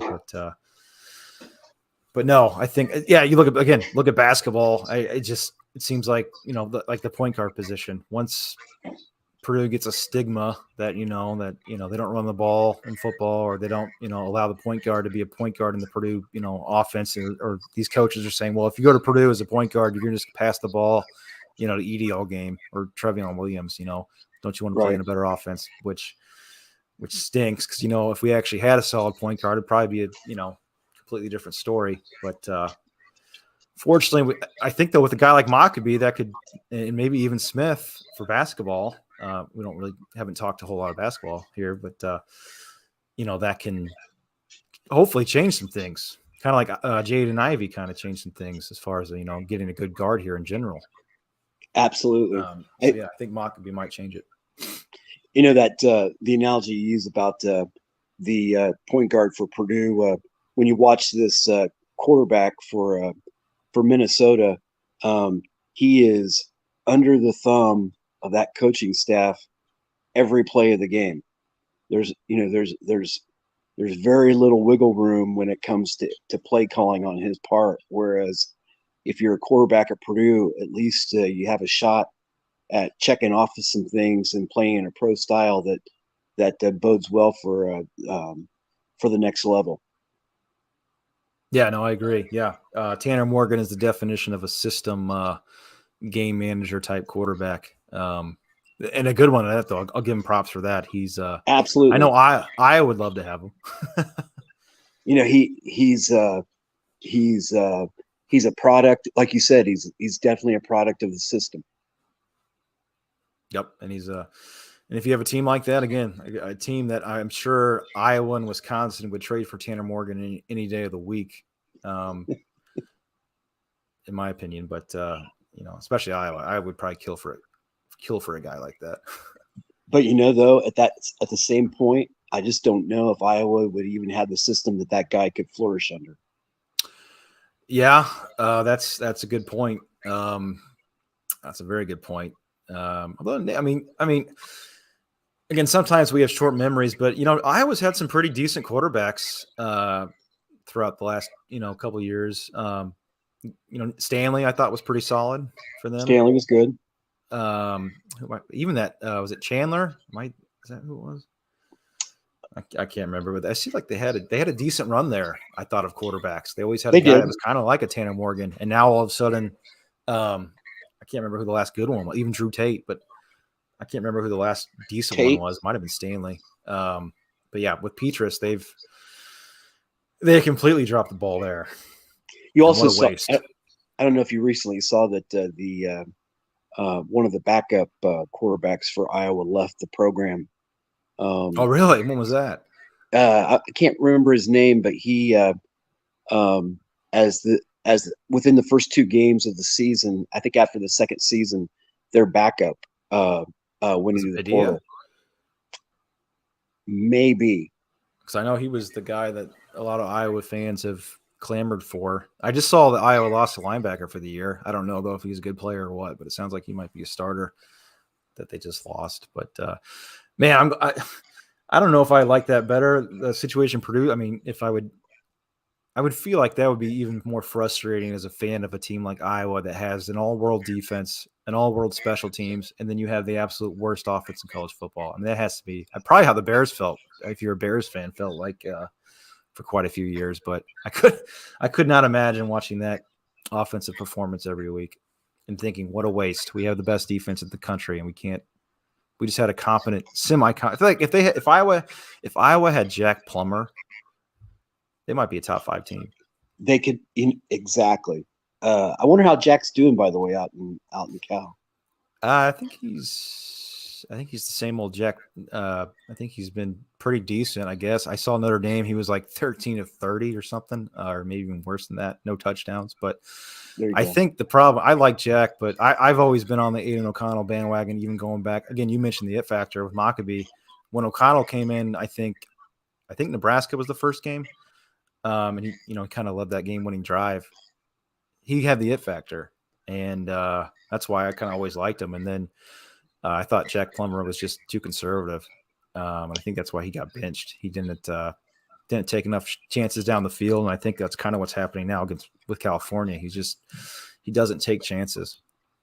Yeah, the other thing too is you could obviously see in that Notre Dame game last year. That definitely Aiden processes so much quicker. He's a guy that definitely manipulates the defense with his mind. And he can formulate options so much quicker than some of the other quarterbacks. And I think that's what really helps him. Yeah, I agree. I think Aiden, again, I've said this a few times and it sounds crazy, but Aiden O'Connell reminds me of Tom Brady and Drew Brees, the way he gets the ball out. He reads defenses quick and he gets the ball out quick. Uncle Craig Maccabee, keep the good work in your pod. I enjoy going back and listening to it while working. Yeah, that's kind of why I did this, because I enjoyed doing the same thing for other podcasts, and there wasn't a ton of Purdue podcasts out there, so I figured why not. But well, Joe, I appreciate you jumping on. Hey, no problem. Take care. I like your podcast, and we'll get signed up. Yeah, appreciate it. Thanks, Joe. All right. Yeah, if anybody else might go for a few more minutes. If somebody else wants to jump on, again, the link is in the comment section. You can use your phone if you want. I think that's what Joe just did. Again, you don't have to use the camera, but if nobody else jumps on, maybe in the next 5 minutes, might wrap it up. It's getting semi-late. Of course, I'm in Central Time Zone, so it's not too bad, but I guess I can give you my prediction for this weekend. I think if Austin Burton plays, again, I like Austin. I think he's a good quarterback. Actually, let me take that back. I think Austin Burton will play no matter what. I think, they might use him in a package or two. And now that he's actually throwing the football and actually has played in a game and he's a threat to throw the ball, even though he's not, the best downfield passer, he, threw 3 touchdowns. So he's at least a legit threat. It might even be better now to use him in the Wildcat here and there. But I think if he starts and he plays most of the game, I'm not saying Purdue, can't win, but it's going to be 95% chance of a loss, I'd say. If Aiden O'Connell plays, I think it's more of a 50-50 shot.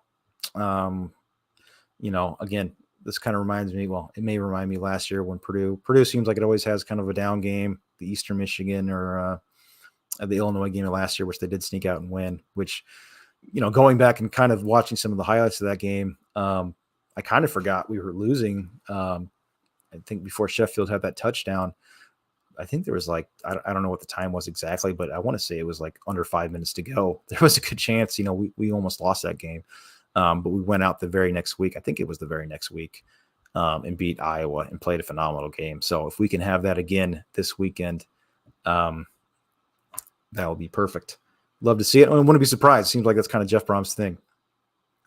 But anyway, we've gone about 2 hours now. Again, if anybody wants to jump on or has anything else they want to talk about, feel free to comment in the comment section down below or jump on. Again, the link's right there. If not, we'll probably wrap up. Again, I thought Boiled Sports said they were going to be live tonight, but I don't think they are. I didn't want to be on the air at the same time they were, just in case. Obviously, I think probably most people listen to this podcast listen to them as well.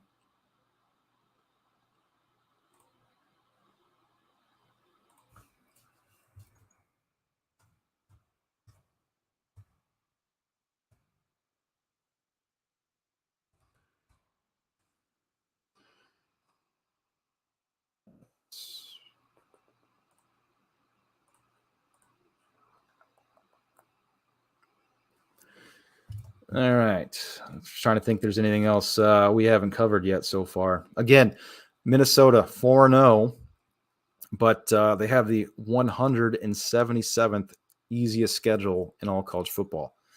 And Michigan State had the 176th. So, and again, I don't think Michigan State, they might not win 6 games this year. I think they're overrated. I think Mel Tucker caught lightning in a bottle last year with the transfer portal. Tried it again this year, and apparently it's caused issues with chemistry. And I don't know. Again, I don't think that's a winning formula. I don't think you can bring in that amount of transfers every year and be successful. I think the way Purdue does it is the absolute best way to do it. You recruit 20 players, or not 20. You recruit 15 to 18 high school kids, good healthy number, and then you recruit 10 to anywhere from 7 to 10 to 12 transfers. Grad transfers, or not just grad transfers. I keep saying grad transfer portal additions. So you recruit 10 transfers ish, 15 ish recruits, and you got 25 players coming in every year, which 15 are high school, 10 are other transfer guys from other D1 schools or even D2 like Jefferson. But I think that's a good way to do it. creates chemistry and all that. But yeah, again, if anybody wants to talk about anything else, comment below or jump on. If not, I think we're going to wrap it up. I think overall it went pretty good. 2 hours and 5 minutes. So yeah, I think with that, guys, we're going to wrap it up. It's again 9:50 Eastern time, and I'm getting kind of hungry. So better order something before the restaurants close. So anyway, appreciate you guys being on the broadcast today. Looking forward to maybe doing this a little bit more going forward with some more notice.